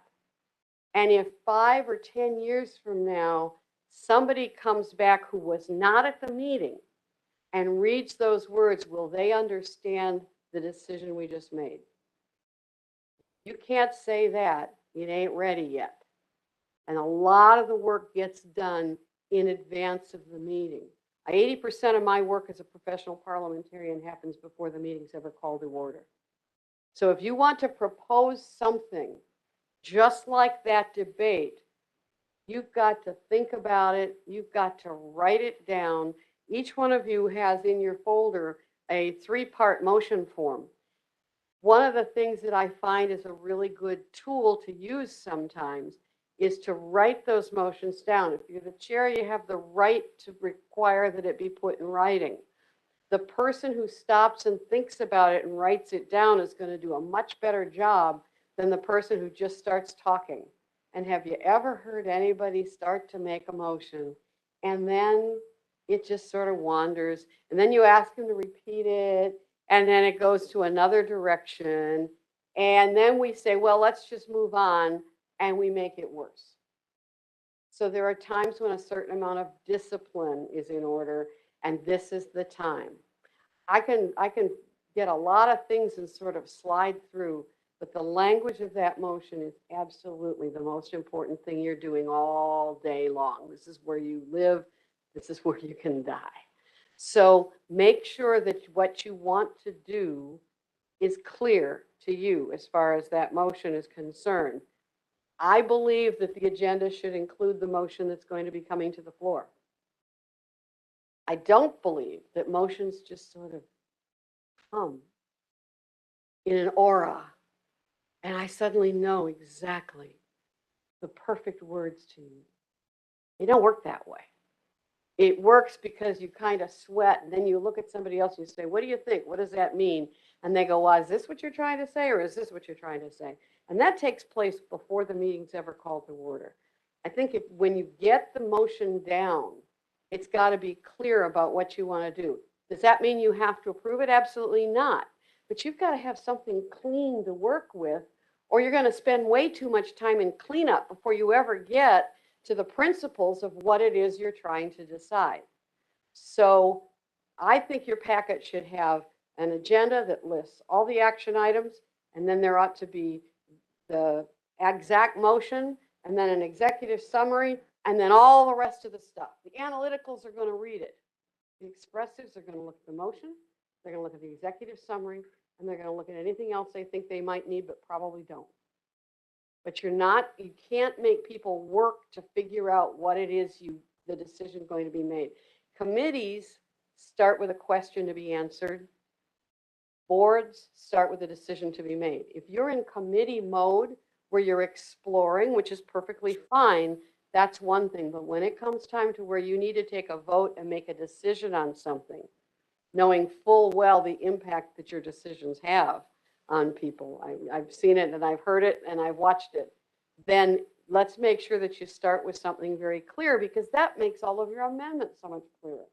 And frankly, if you've done that work in advance, your need for substitutes is now far smaller than it was, because you looked at it and worked it out in advance. That doesn't mean I'm not going to show you how to do it, but it's also a symptom of a need for clarity from the beginning. We need these motions for that framework for decisions, but also it prevents unequal influence and creates that record for reference. There's a certain theory when I was talking before about the idea of consensus. There's a lot of different definitions of consensus, and there are a lot of people, especially the amiables, who would say, well, we all have to feel good about the decision. We all have to agree. We all have to feel that it was fair. We have to feel that we were heard, and we have to feel that we made a difference in the result. But that doesn't mean we have to win every time. And it doesn't mean that we're going to hold hands and sing Kumbaya. Actually, some of the consensus methods where they say thumbs up, thumbs down, thumbs sideways, what do? They go right after the people who had thumbs down and say, what's wrong with this? What do you need? And it becomes bullying. So when we have that motion, we start with the motion, but nothing happens unless you vote to agree that it's so. It's not there unless people vote against it. So rule number one, Colette's rule number one will keep you out of trouble. If it's not ready for a decision, don't use a decision-making process. Robert's rules is a decision-making process. It doesn't really come into play until there's a motion to be made. If you've just got a question that says sort of, well, let's just kind of look at these things, great. Set aside a certain amount of time on your agenda, have an open discussion about it, but don't plan to make a final decision about it. There's nothing wrong with that, except that you can't use Robert's rules at that point because it was never designed for that. If it needs more deliberation, just set a time limit, have an open discussion. Do not allow yourselves to go from that to somebody saying, ooh, ooh, ooh, I've got a motion, because it's going to be tainted. It's going to be colored. And if you start doing that, I can guarantee you that they're going to be personality-based decisions. It's going to be the drivers. And you're not going to get the richness of all of the types of people that you have.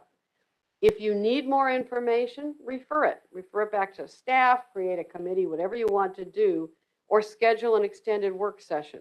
Because if it needs a little bit more work, then don't try to push it in advance. If you need to, you can always postpone it. You could say that you could postpone it in a multi-day meeting to the next day.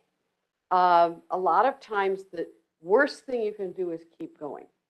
The very worst thing you can do. If things are getting confusing, if it's not quite clear what we're trying to do, take a break.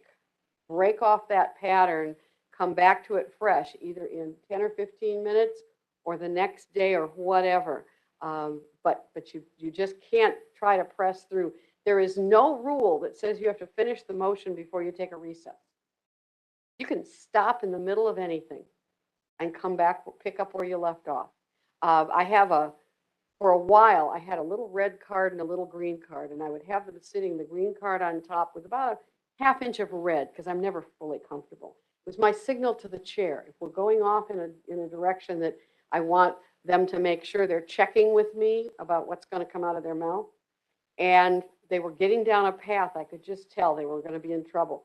I started pulling that card down, and I said, Suzanne, we need to take a break. She said, yeah, I know. I said, Suzanne, really, we need to stop.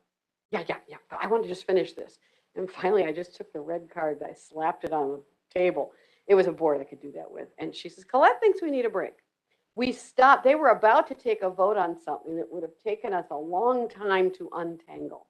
And it would have been a disaster. You don't have to finish what you're doing right now. If you're already on the front of the rapids, then, just kind of stop right there. That's like the cartoons. You can just stop and go off and think about it a little bit more and then come back. If it's ready for a decision. Make sure everybody is making the same decision.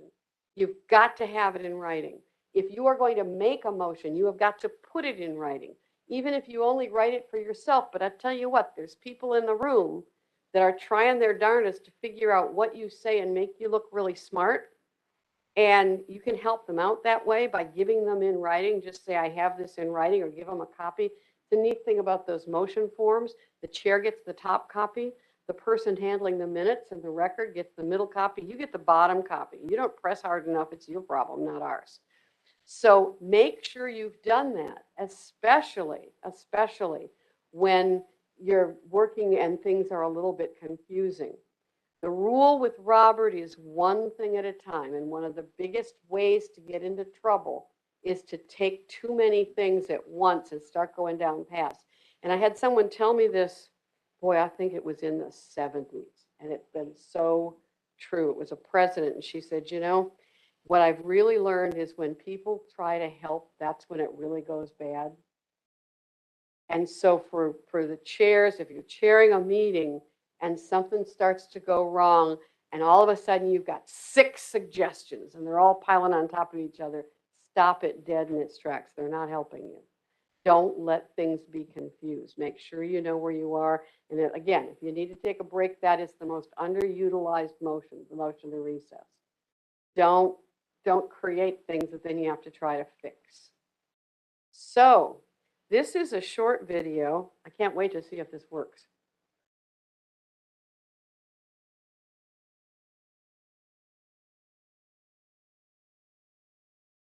Yeah.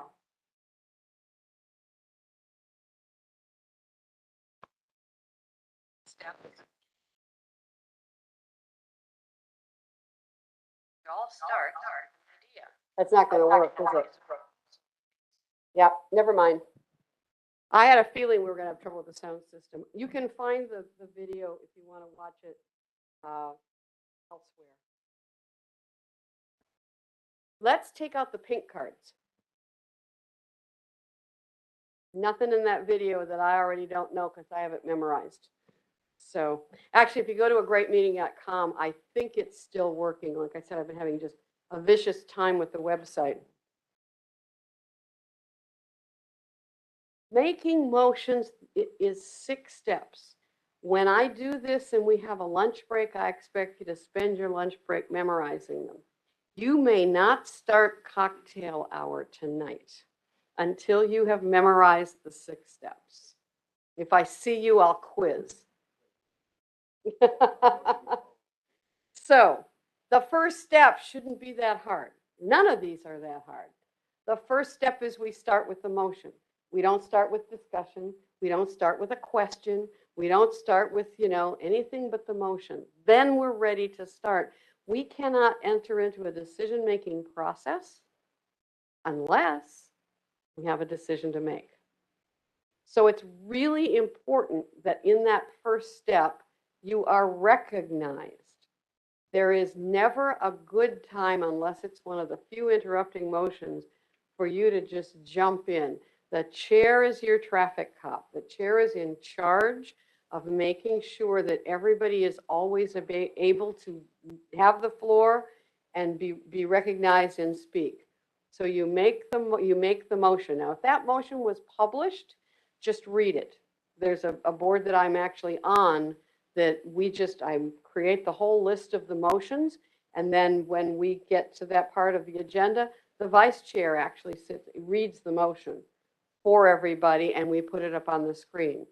Make sure whatever that main motion is recognized. You start with just, I move that, and away you go. You write it down. I like to say, put it on the screen. And as I said, pretend it's 10 years later. It's amazing sometimes to go back through old minutes and you start looking and you go, what were they doing? What were they thinking? And by the way, the rule changed in 2010, I believe, that whatever the motion is, whatever the chair says when we get to that point, that is what goes in the minutes. So it's got to be clean. What do you want to happen as a result of the motion being adopted? I love to work with financial people because they'll go round and round and round and round. And I finally will just say, okay, what do you want? And they'll tell me, and I go, okay, so this is the motion. It's really that simple.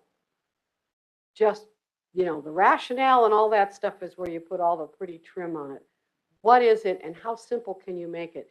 Now, main motions are basically just that.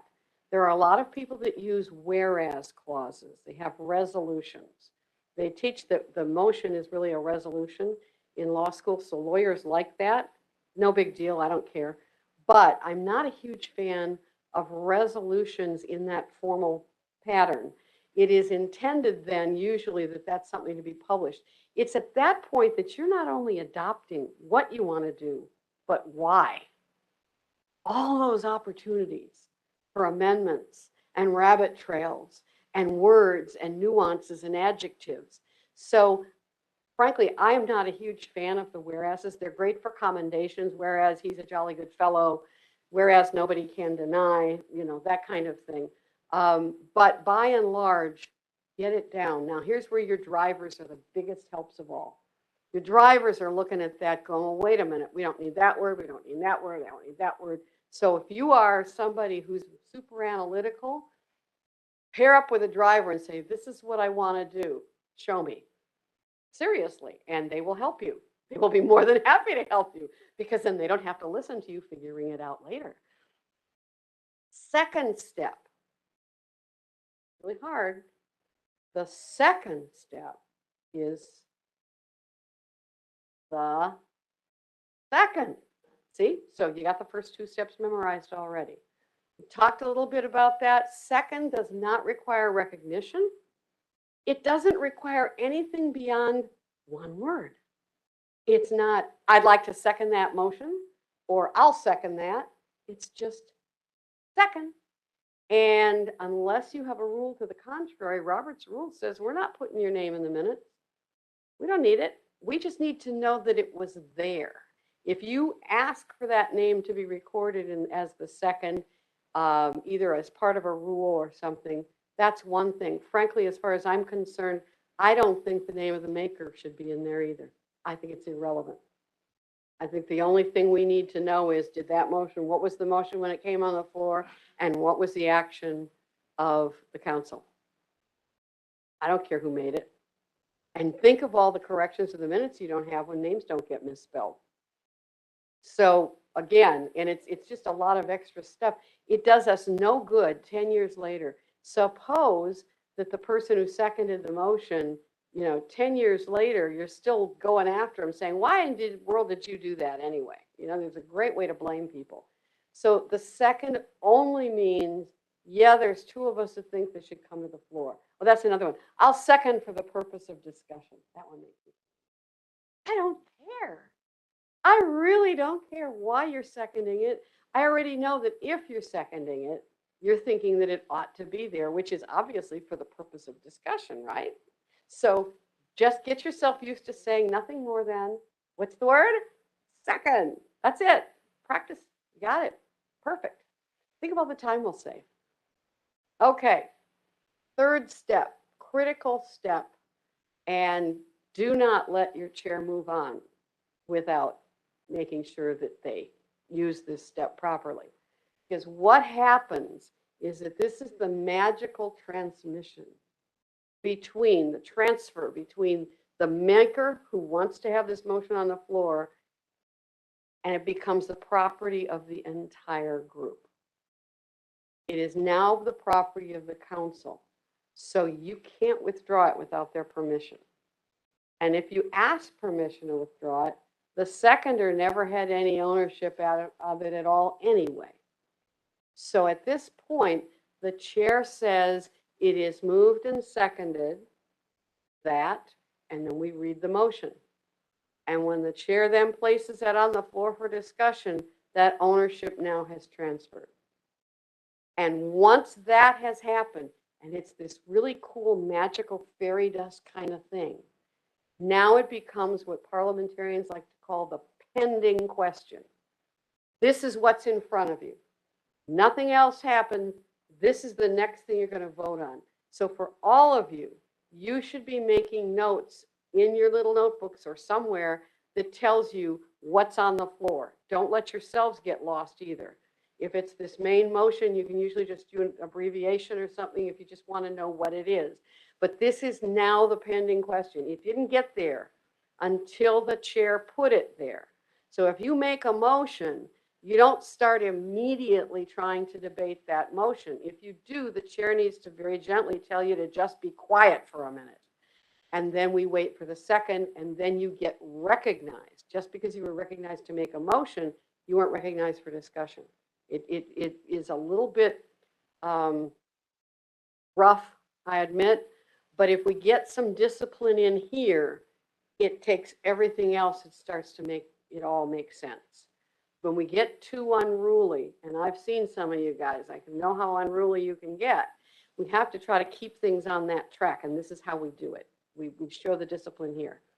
So again, once it's step 3 is completed, after we get into discussion, the maker says, you know, I want to withdraw my motion. They can't just do it. And I've seen that as an abuse a lot, where people say, well, I'm just withdrawing my motion. Sorry, it's not yours anymore. That's a very important part, because once it becomes the whole council's, you have the right to change the words or do whatever you want to with it, because it's yours. Some people get really upset. They go, well, they can't amend my motion, can they? Yeah, they can. So we've crossed the line, and now we're into step 4. I always like to say step 4 is what's on the floor. Now we're into debate. You notice the first 2 steps require the members' involvement. Then the chair takes over, establishes whether the motion's in order, and puts it on the floor for you. Then it comes back to the members to do the deliberation.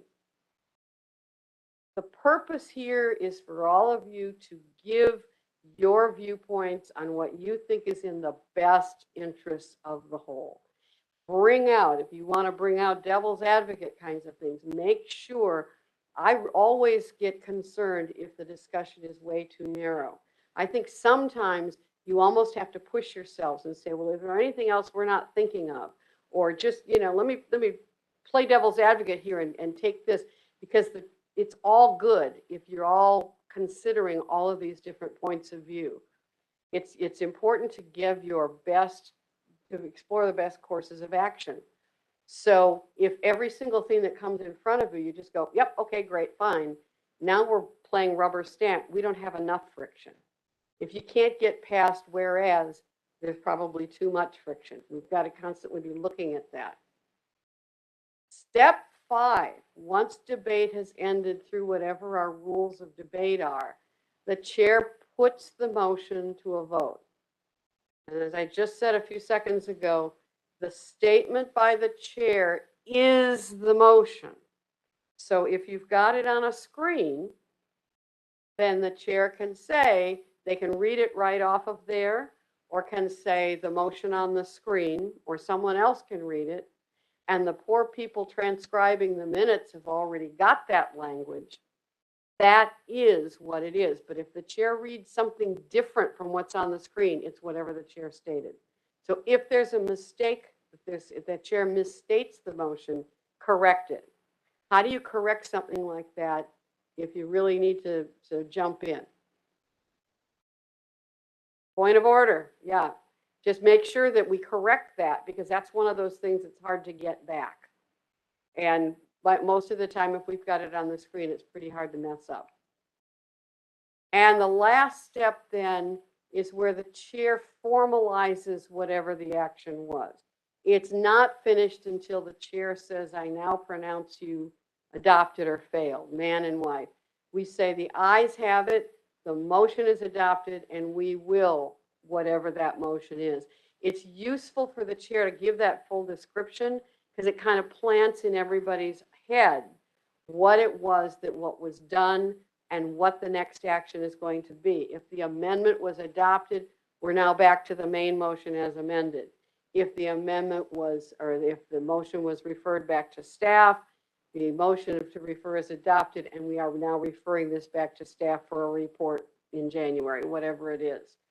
So when we follow those 6 steps, and the language for the chair is on one side of that pink card, and the language for the member is on the other side of the pink card, there's also a making motions tab that has a little bit more explanation, but the language is all there. And you notice it just says second when it says for a second. Sometimes we try to make it a little more complicated than it needs to be. No powdered wigs necessary.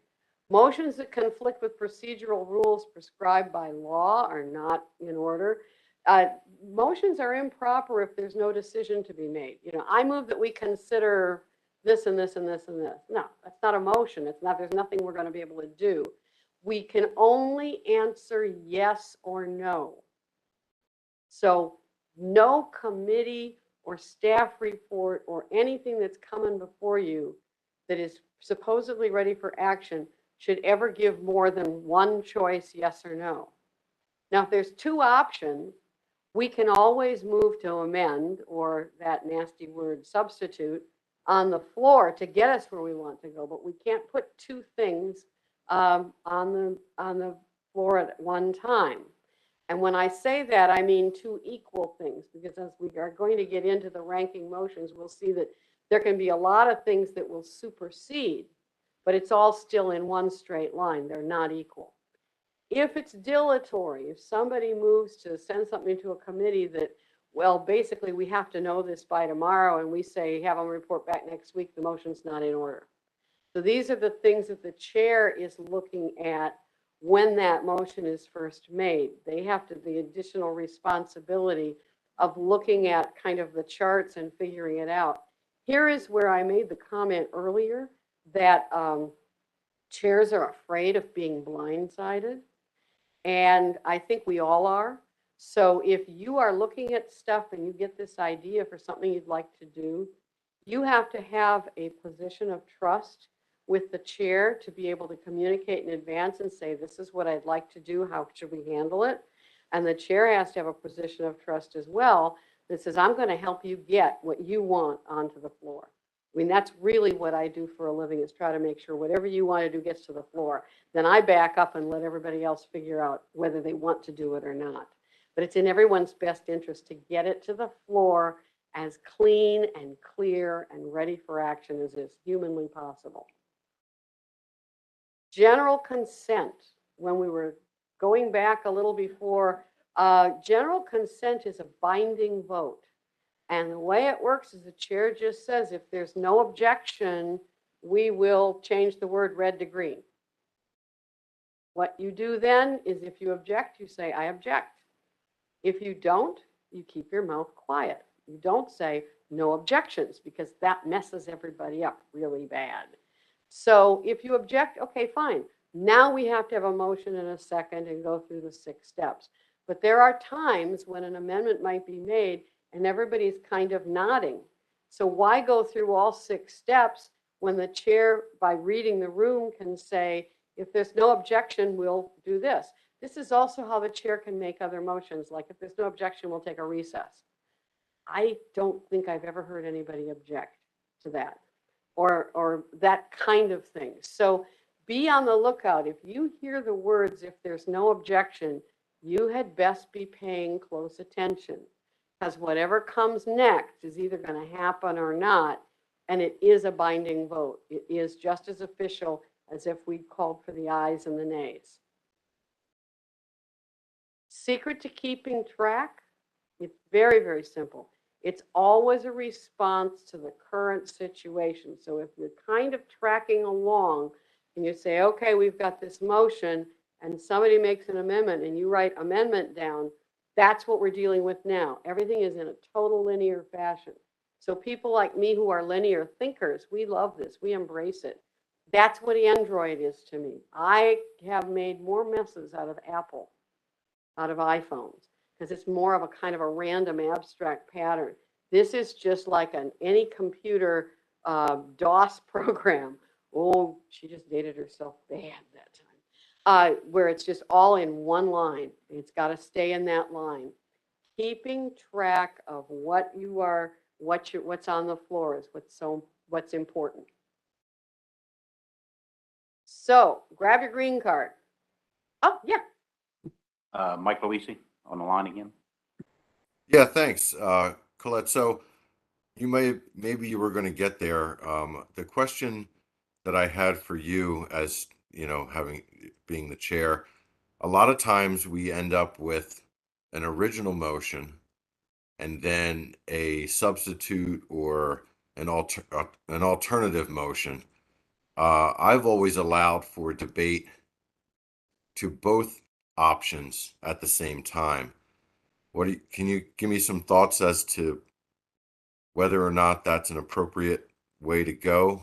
I mean, I've always just kind of opened the floor for the two motions that are, you know, even though the new motion is the one on the floor, I've allowed for comments on the previous motion so that we can have that debate.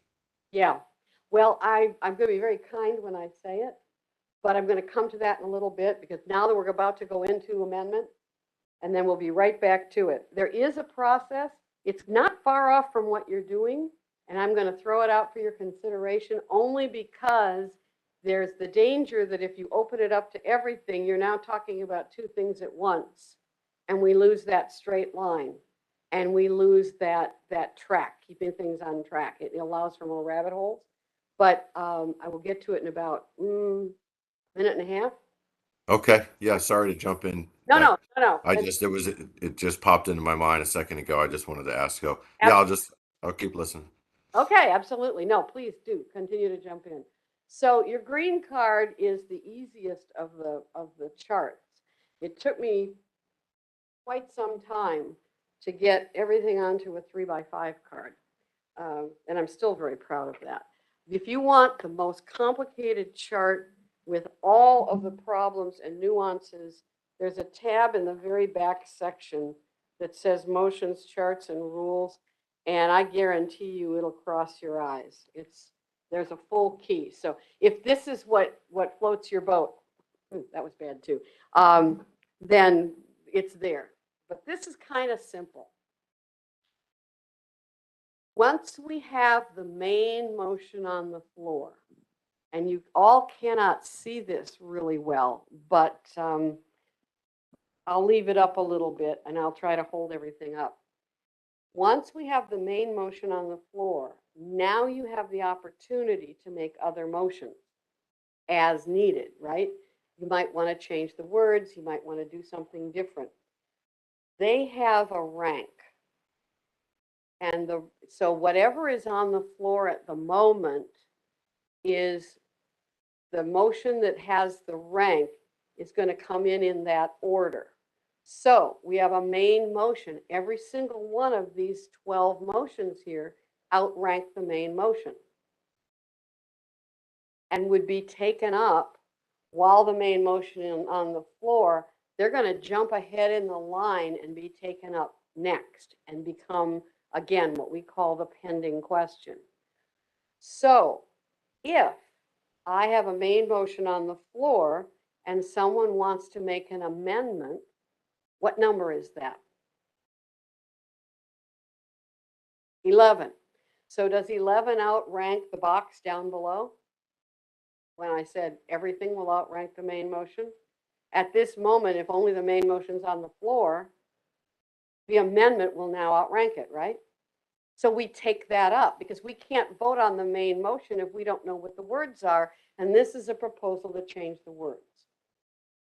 So while we're in step 4 of the main motion, we take up the amendment. Now, according to the chart, if it's in italics, it does not require a second. How many things on that chart require a second out of the 12? 10 of them. So the second is the norm. Number 4 and number 5, question of privilege and orders of the day, are two things that you can use just if you're in that kind of a wicked mood and you want to show that you know something about parliamentary procedure. But the odds of really needing it in a meeting are pretty slim. If it's underlined, it can interrupt. You do not have to wait to be recognized by the chair. How many can interrupt out of that list? same too. So they have a very special application that I doubt, well, I might teach you one of them just to be wicked. But by and large, that kind of stuff, the question of privilege and orders of the day, they sort of take care of themselves. You don't really need them. If the motion is in bold, it's debatable. So how many on that list are debatable? 4. It's the bottom 4.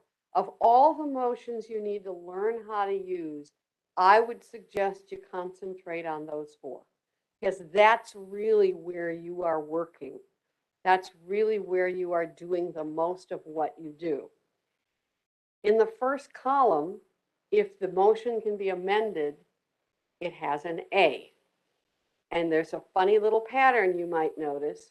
If the motion is not debatable, the amendment's not debatable. So look up at recess. If somebody moved a 10-minute recess, and somebody else wanted to make it 15, can the 10 be amended to 15? Could you take up the amendment? Yes. But can you debate either one of them? No. Things that are purely business, purely procedural, are not debated. We don't get off in the weeds on those things. You either want to take a recess or not. You either want 10 minutes or 15. But we're not going to have a discussion about that. The vote required is in the middle column. So this is a quick cheat sheet. Most of these things you'll notice will say majority vote. There's one that has an asterisk, but that's not something you're going to need. You'll notice that the 2 outliers are also outliers when it comes to the vote required. The last column is the one that I will wish for you that you never use. That's reconsider. And that's why I like the motion to recess. Because if you take a vote that you have to go back and reconsider, now you're getting yourselves really mucked up. So I strongly suggest that you make sure very deliberately. It's kind of the old tortoise and the hare. Go slowly and carefully and deliberately, and you won't need the last column. So let me just check. Okay, so this is the same motion sequence, more or less written out as a long line. You'll see that the maker and the second are in the first step. Then the third step is the chair before the chair places it on the floor. And while it's on the floor, you'll notice that the amendment is now being taken up. We do the same 6 steps with the amendment. Since the amendment is debatable, we are going to debate it. Then we take the vote on the amendment. We come right back to step 4 on the main motion. So again, it's sort of like driving over those things in the parking garage. Don't back up. Just follow the trail, follow the track. So if this is my main motion, and this is an amendment, while the amendment is on the floor, someone decides that they really think this needs to be sent back to staff. Get extra information to do other things. The amendment is on the floor with the main motion. Is the motion to refer to staff in order?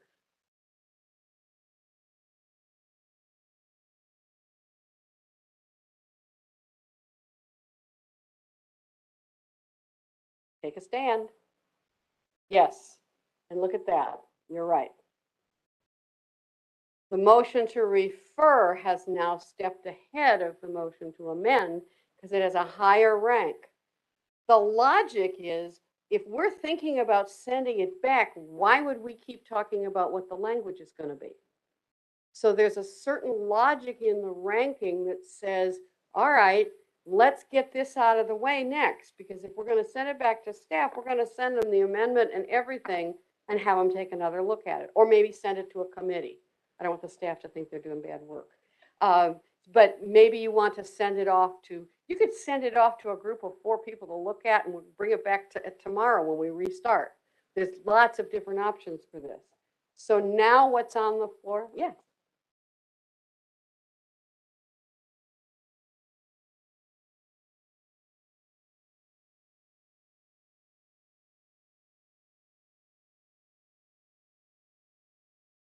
everything. They would look at the amendment. It might be the amendment had certain implications. You want to make sure that it is possible. Maybe it's logical, moral, not fattening, whatever it is. They would get the amendment. They would come back with a report with a recommendation on whether the amendment is appropriate. Yeah.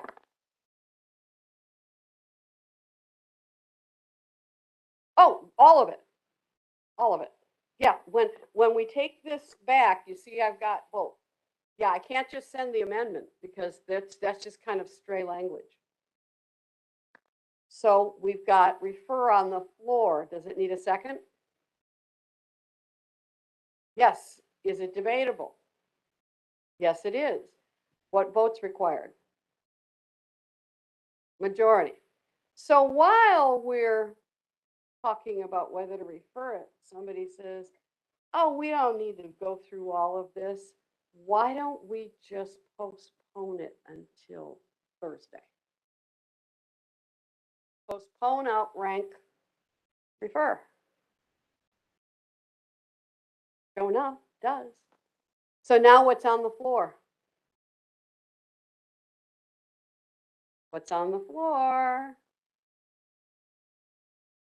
Postpone if it gets a second. So once it's been moved and seconded, is it debatable? Yes, it is. So your main decisions that you will have in your meetings are what language should be there. Should this go back? Is it not ready yet? Or do we want to do it later? Those are the primary things. And I'll get to postpone indefinitely and table and all of those and the differences in between. So at this point, we have postpone on the floor. If it's postponed, this whole thing goes off into the woods until it's time, whatever time you set. Once we come back from postpone, next meeting, 3 days, I don't care. What's on the floor? Refer. We come right back to refer, which is why I said make yourself a little list and you'll always know where you are. Refer fails. Now what? Now we're back to the amendment, which may be a substitute. It's a form of amendment. So the amendment passes. Now what? Main motion as amended. And while we're doing that, at any time, somebody says, I move we recess. Take a look at the size of this. You see that? You are in a meeting. Don't you complain to me that you have no power. It's a majority vote. The chair can suggest it, but if half of you need a break, you can be out of here with just one simple motion. Look how big that is. You know what's bigger? What's rank number 2? Adjourn. So again, these all have that rank depending on this green card. And as long as you don't go too far, keep track of what you're doing. The rules are all there. They're actually very logical. So let's take a look at amendments. Oh boy, here it goes. Wait a minute, I can't walk away from you. I got to bring you back. That's actually kind of fun. Okay. Under making motions, the making motions tab, directly beneath it is another tab that says making motions, amendments.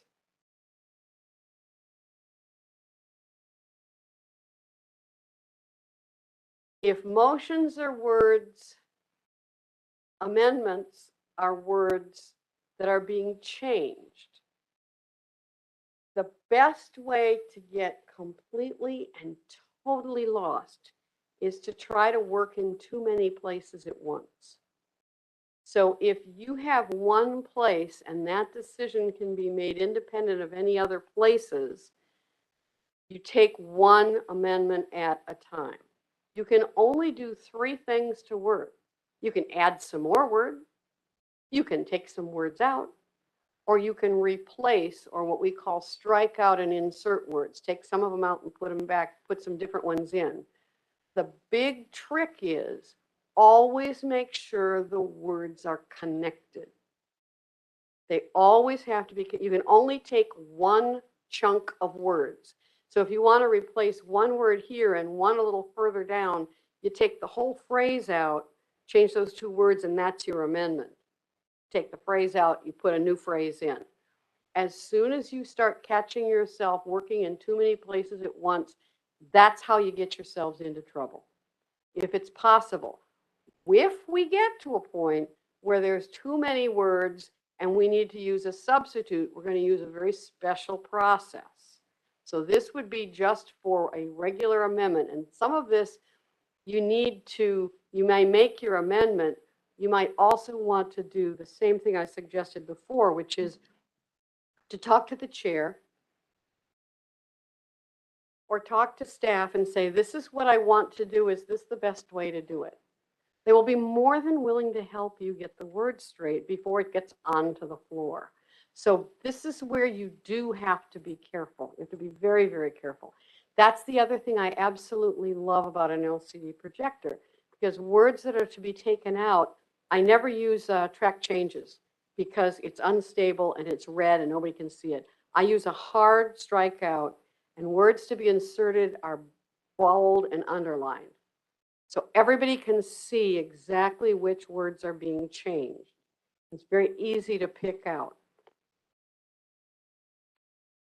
And if we're only working in one part of the motion, I only put that section up. I don't try to take this great big long thing, because I know some of that stuff can get pretty long. We just pull out what we need for that moment in time. We decide what outcome is desired and what words you want to change. So you don't say, I move that, or I want to see this changed like this, and give a description of what you want. That gets us nowhere. You've got to tell us, and my favorite question for the chair to ask is, which words do you want to change? So when you're doing your preparation, long before you come to the meeting, you're starting to look at it and picking and choosing what words you need to figure that out. You prepare them as much in advance as possible and use a motion form to write it down if you can, or put it down on paper. And then if you have a motion to propose, and if you've got somebody putting this stuff on the screen, make sure you give them a copy. They will be most grateful. But sometimes this is a part that can be a little bit of frustration, because you need to take your time to get it up and get it right. Don't start discussion until you've got the words up there. I don't care how brilliant what you have to say is. We need everybody to be able to see exactly what the final wording is before we're ready to start that discussion.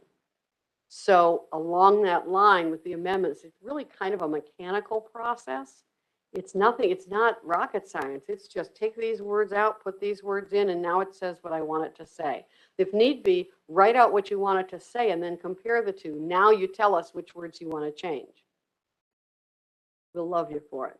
So like this slide, basically, assume this is a motion with 9 words.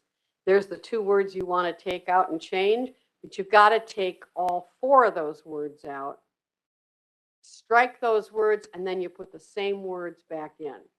So, for example, this is just a quick example, but if somebody said meetings shall be held every other Tuesday, you want it to be every other Wednesday, but you don't want them held, you just want them scheduled. We would say take out held every other Tuesday, insert scheduled for every other Wednesday. It's just an example. So then we come, are you ready, Mike? Here we go.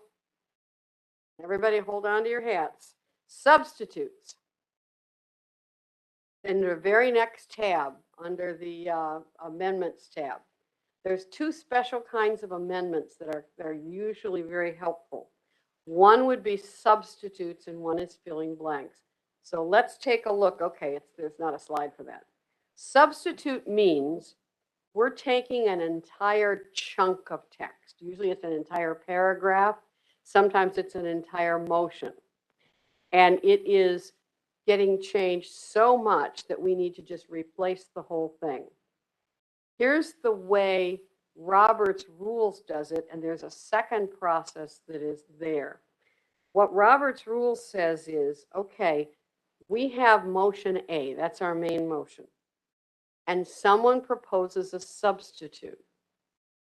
We go back, we take the substitute and say, before we take up the substitute, we're going to see if there are any amendments to motion A on the floor. In other words, we're going to give everybody a chance to make any changes that they want to make to that motion. So that we've used the term for years, we will perfect it. If there's no amendments to it, fine, then we move on. But if there are, we take those. Then we go to the substitute and we say, are there any amendments to the substitute? And we handle those. What we're after here is we want two pieces that have now both, this is the best that either one of them is going to be, and now we can have that discussion of whether to substitute. But we're giving each group or each person a shot to make sure that it says exactly what they want it to say. Once we do that, the vote that is going to be taken, now you can have that discussion like you were talking about between the two of them. I just suggest you make sure that there's no changes to them, because you don't want to be partway down that discussion and then somebody says, oh, I've got an amendment to the main motion. Do that first. Then the vote is taken on whether to substitute. And the word whether is the one that helps get it locked in your head. Whether to substitute B for A. If the motion passes, B is now on the floor. If the motion fails, we stick with A. We still haven't adopted either one of them. All we've done is decided which one we're going to take the final vote on. You can, according to the rules, continue to amend, adding different things to the one that's on the floor that survives. But usually that doesn't happen. And then we take the final vote on whether it's a substitute or not. It can be complicated. If you have, everybody's looking at this thing and they're going, ooh, yeah, man, I love that substitute. What other options would the chair have?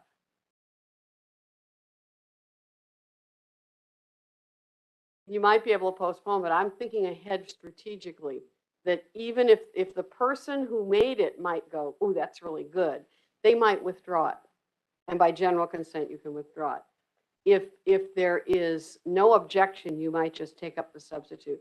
But this is the way we do that we consider to be the most fair, because we are giving both a chance. AIPSC, which is a different parliamentary authority, does it differently. They treat a substitute like a regular amendment, where that once you put that substitute on the floor, it's like an amendment. You don't get back to the main motion unless the substitute fails. Either process is okay. I think Robert is a little more fair. It's a little more complicated unless you follow the bullet points on that page. But a substitute, if it's a common occurrence, tells me that something else maybe is going on. If there's that many different things coming up as you're getting ready to go to your meetings, I'd look at perhaps the motions that are happening, or maybe a work session to figure out if you're getting the right language in front of you. It shouldn't be totally always full of substitutes, but it should also be fair that both of them have the opportunity to be put in their best possible light before you make the choice. Just follow the steps. It's a very linear process. Any questions, Mike, or thoughts?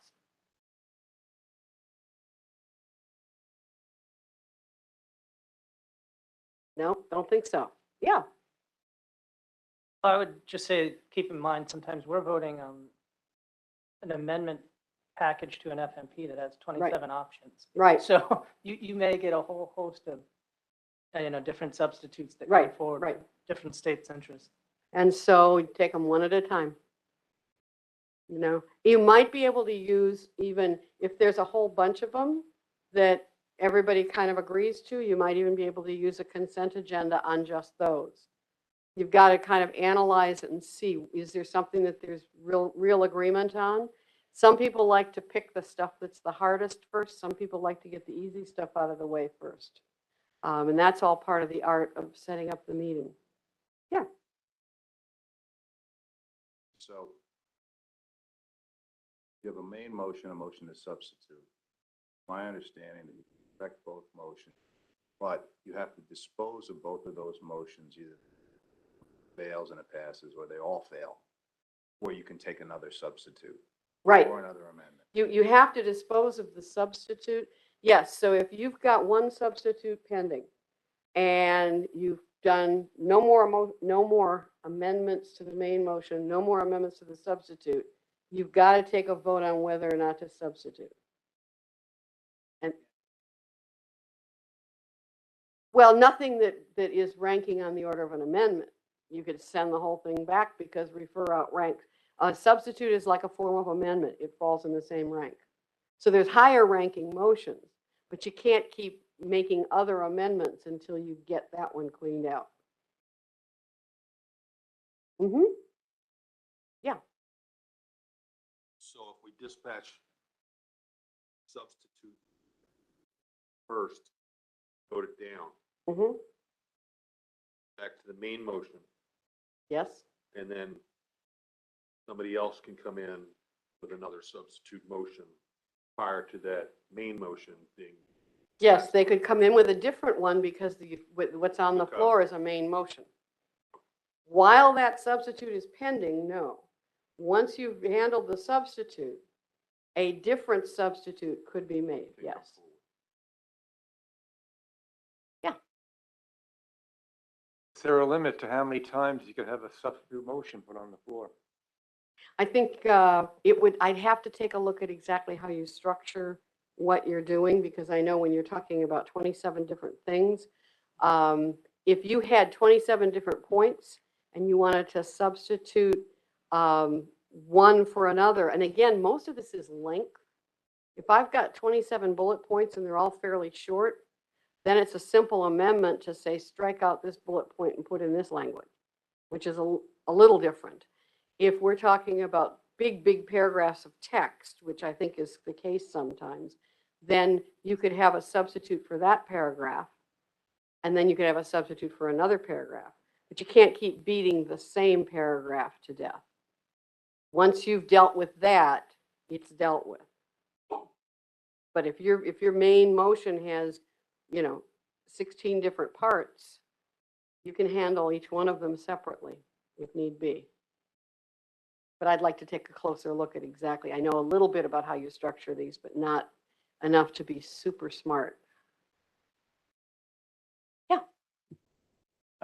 Mike Luigi's back on the line again. Okay. Yeah, thanks, Wes. So is a substitute, as far as intent, is an amendment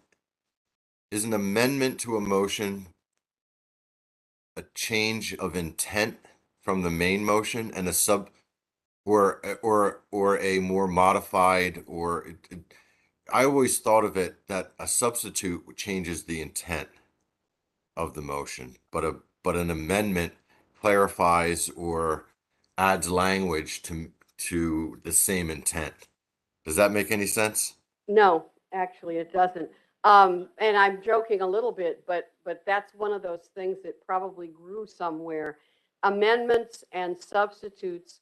A substitute is a form of amendment, and an amendment can be hostile. An amendment doesn't have to be according to the exact same intent. It just has to be germane. So it has to be on the same, about the same subject. So I always like to use the example of, I move we send the parliamentarian a dozen roses. It's happened twice, so I keep using the motion. And we could say, I move to send the parliamentarian a dead skunk. It's in order, it's germane, it's hostile, even wicked, but it's in order because it's all about how we're going to talk about or what we're going to send to the parliamentarian. So a substitute might be something that's very different from the intent of the original motion.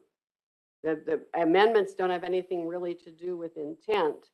They just have to do with language, and they have to be on the same subject. So they have to be germane. I see. Okay. Thank you. You're So welcome. would the difference be the complexity of the amendment as opposed to, like if it's a discrete, I want to change these two words, it would fit as an amendment, but if it's more complex than that, where you're changing entirety of, or a majority of the sentence or something, then you'd Yes. consider it a substitute. Well said. Yes, substitute is also another form of what they call strike out and insert a paragraph. It's supposed to be a bigger block of text, and that's really, if the changes are so numerous that it's easier to take the whole paragraph out, put a different paragraph in, that's where we get to the word substitute. Any other thoughts on that? Underneath this is something called filling blanks. I'm going to run through it very quickly because my time is close to up, but my mother always said I could talk 20 minutes in front of an open refrigerator door when the light came on. So you'll have to kind of stop me when you're ready. Filling blanks is another kind of an amendment. If you're dealing with amounts, and I know you frequently do, you can literally follow the instructions for the filling blanks where you take suggestions for these numbers. If we were to say that we wanted something to be 10% and somebody said, I move we strike it out and make it 15, but somebody else wants 20, you can actually put all the suggestions up at one time and you take a vote on each one of them, yes or no, individually, and all the instructions are here.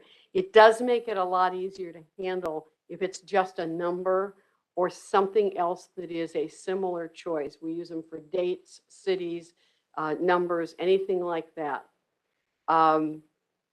Rather than go into these other motions to re-examine, and I've given you a little debate strategy, I wanted to come back to I'm going back to the back of the book, and especially to the motions to delay action, because you asked about the difference between table and postpone and all of those kinds of things. This is the page that will help you the most with that in your own strategy. And then we'll finish up with a little bit of debate strategy. We already talked about refer. That means you're sending something off and bringing it back later. But you'll notice there is table or lay on the table, postpone definitely and postpone indefinitely. And on the green card, they're number 6, 9, and 12.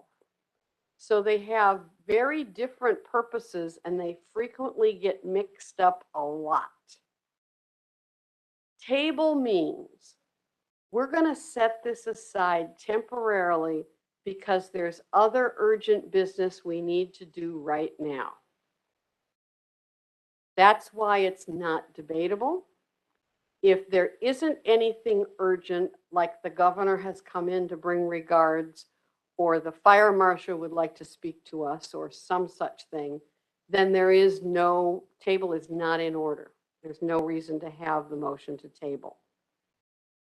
The motion stays on the table until the next meeting. It comes back with a motion to take from the table. And if that doesn't happen, it just falls to the ground. So table has a very high rank because it's very procedural and it's always misused. The one you are talking about when you say you want a table is postpone. Postpone to a definite time. I move we postpone this until a certain particular time, till tomorrow, until after we get a certain report, until the next meeting. It is always then comes back on the agenda or back automatically. When you say I move to table because you want to get rid of it and you don't want to see it again, that is the lowest ranking motion. That is postpone indefinitely. You'll notice the system is stacked, and it's stacked that way for a reason.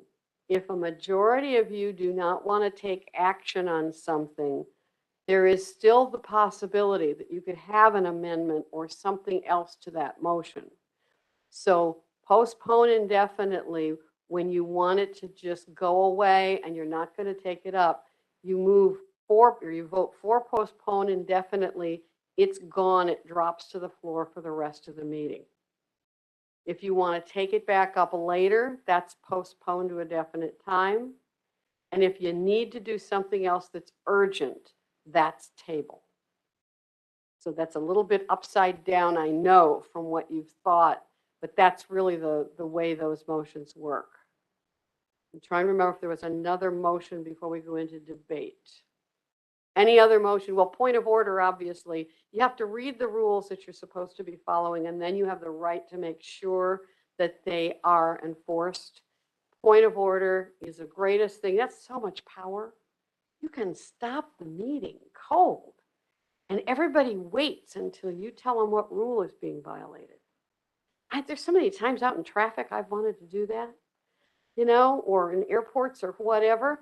This is a huge piece of power, but it's a safeguard to make sure the rules are being followed. Most of the other motions on the other side are things that you either can do instinctively or figure out, but really it's these bottom four motions: the postpone to a definite time, refer, amend, substitute, and fill blanks, and postpone indefinitely. That's where you're going to do your work. Yeah.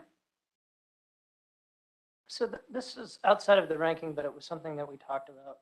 Was a tabled motion dies, or excuse me, sorry, a tied motion dies. But if you dispatch a bunch of other motions and that tie is starting to look good to people again, is there any reason why it can't come back? It sure could. That would be a motion to reconsider.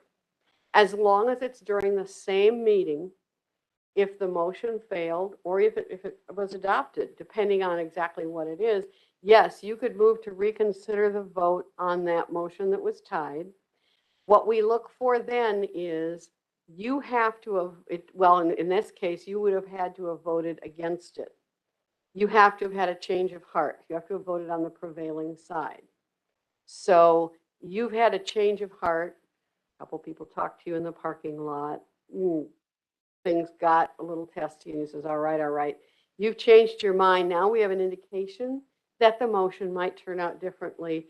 We still take a vote. We still have full debate on whether or not we want to reconsider. We take a vote, and if the vote for reconsider comes back, and we go right back to step number 4, and it cancels out the vote that was taken, we continue to debate.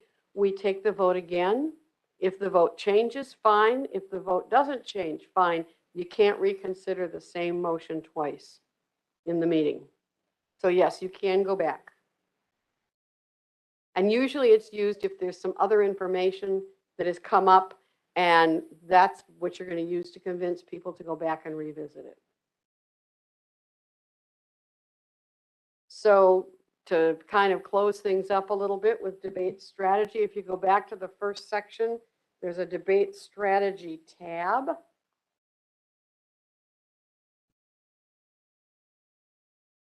Make notes before you speak. I don't know how many times I've said it today, but make a note that I told you to make notes.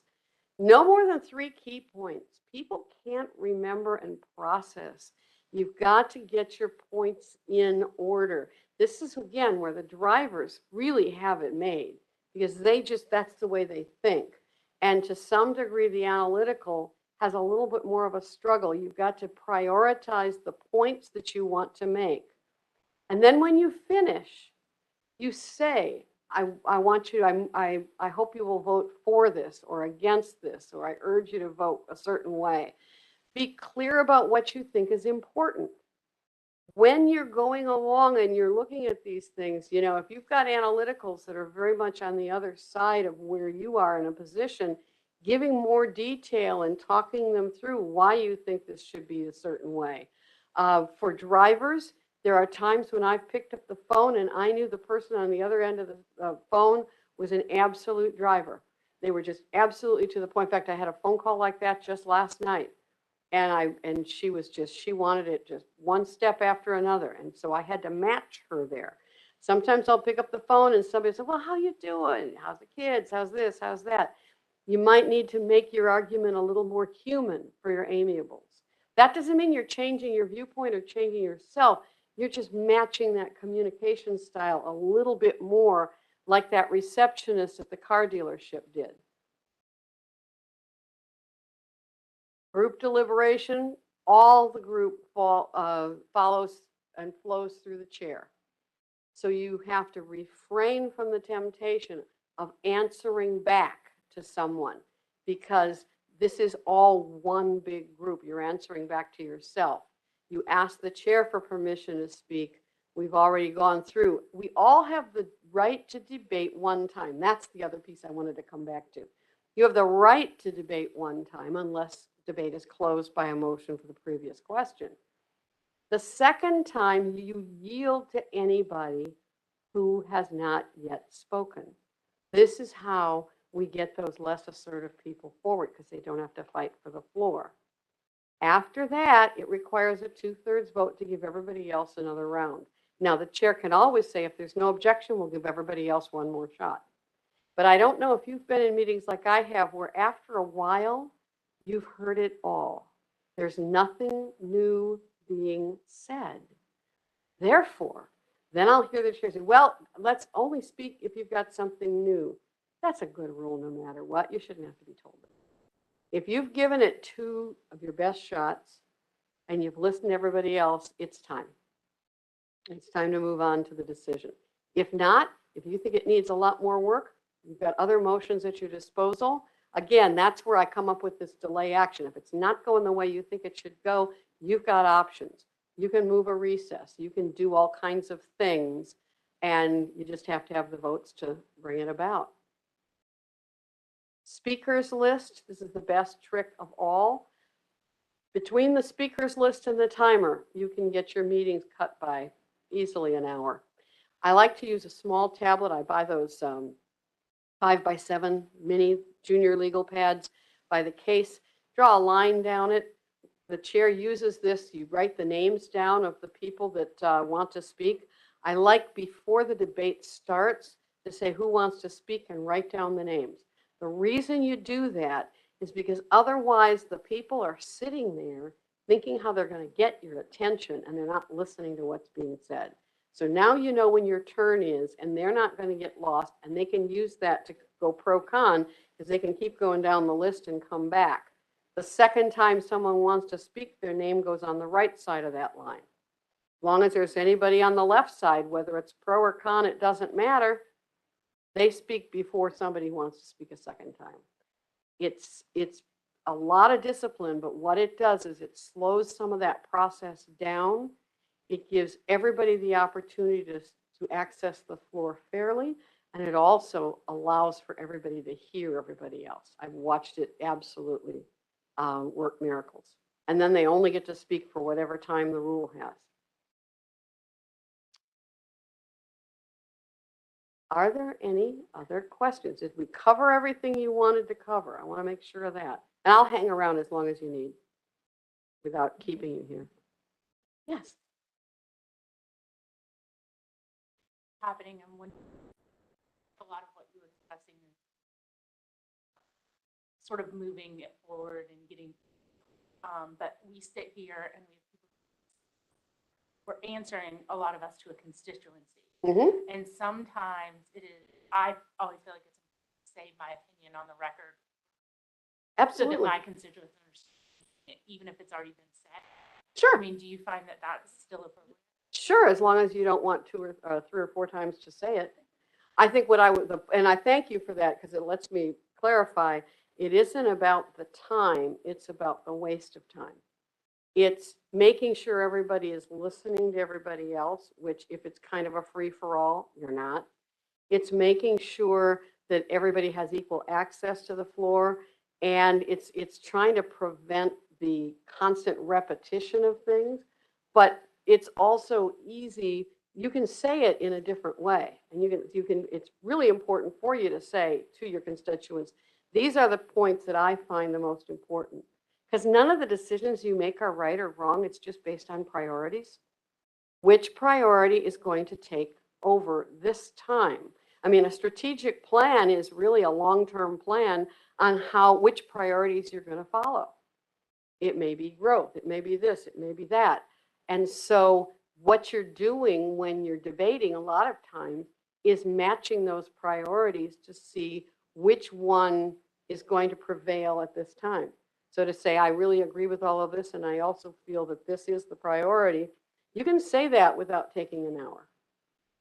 I think it's a really good idea. Yes.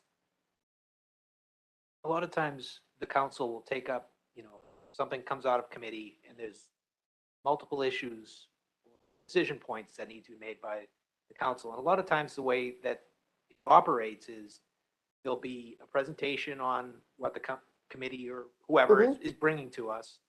And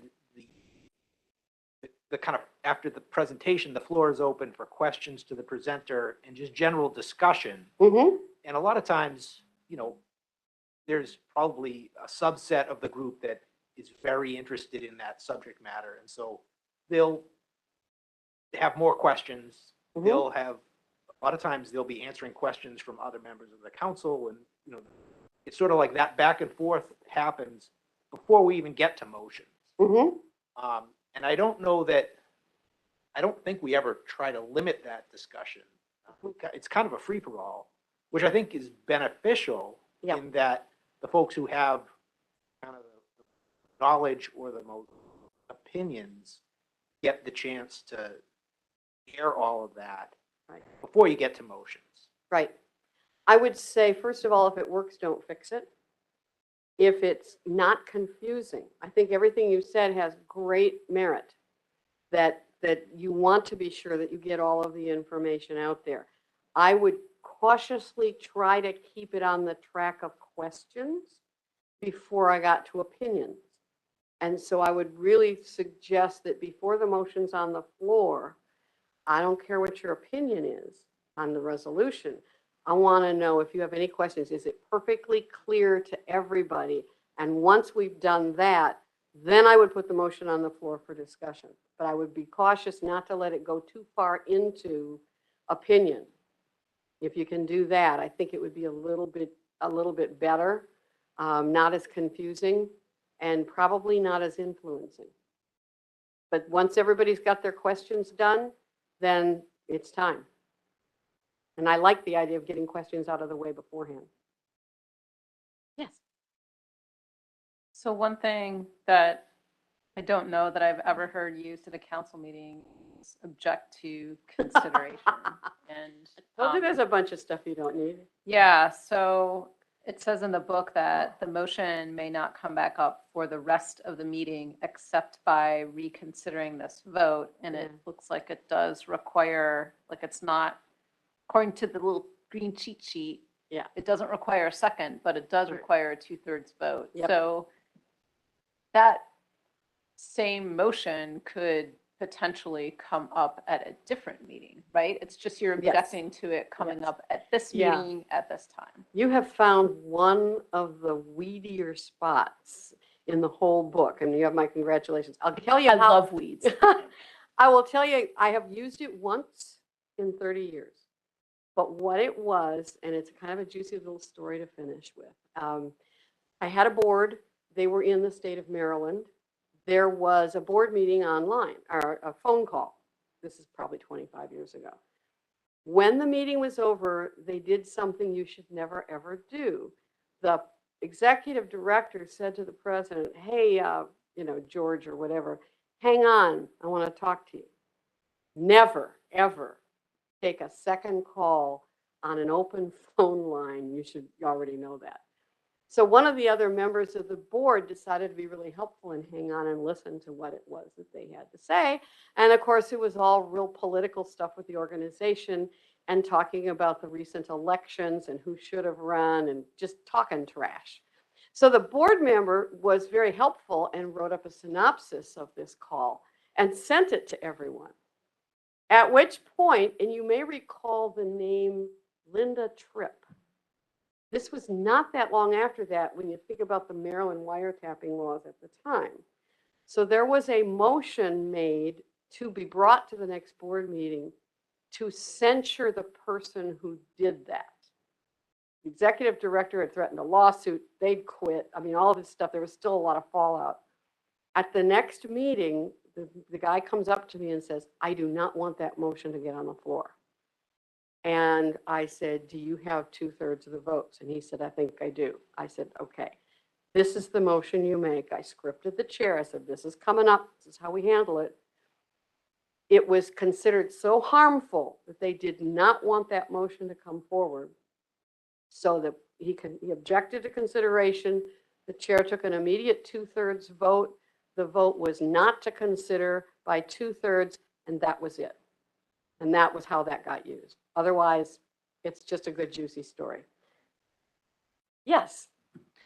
Thank you very much. I think we're going to wrap up for the day. And somebody, when first doing that first spreadsheet, when I saw analytical come up, that's exactly who I thought of right from the get-go.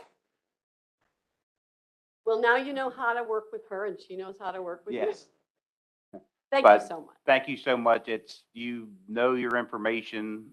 We learned a lot. I know some of the things I'm still confused on, but we'll get through it. Thank you for your time. Yeah. Wes, can I jump in real quick? Yeah, go ahead, Mike.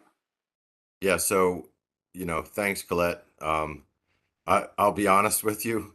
I mean, I've heard your presentation before, and as chair, it's a lot of information. I just wanted to make a comment to the council that I will try to continue to do my best to incorporate the lessons and this lesson and this training today, but I never thought I'd call myself an old dog learning new tricks. But it's a lot of information for the chair, especially after working for as many years as I have, doing things kind of in the order and the fashion that I've been doing them. But I just wanted to kind of make a mention to the council that I'm going to try to incorporate some of this training into our meetings, but people are going to have to give me a little help. It's a lot of, it's not so different from what we do, but there's just some specifics about how we operate that we've been operating in a certain way for many years. So I'll do my best, guys, or the council, and I appreciate your time spent. It was very informative, and thank you for your time. All right, thanks, Mike. We'll get you a whole booklet of everything so you have a copy, the same copy that we have. Yeah, and I'll be over there. I'm gonna come back over to the hotel at around 6. So if somebody can just grab me a booklet, I'll get it tomorrow morning. And I'll be there tomorrow. All right, thank you. All right, that's going to wrap up today's meeting. We'll be back again tomorrow at 9 o'clock tomorrow morning. There is hospitality tonight in room 291. Good luck finding it because there is no sign number to it. It just go all the way to the west end of the motel and you'll find it on the second floor. It's right next to 247. All right. See y'all tomorrow.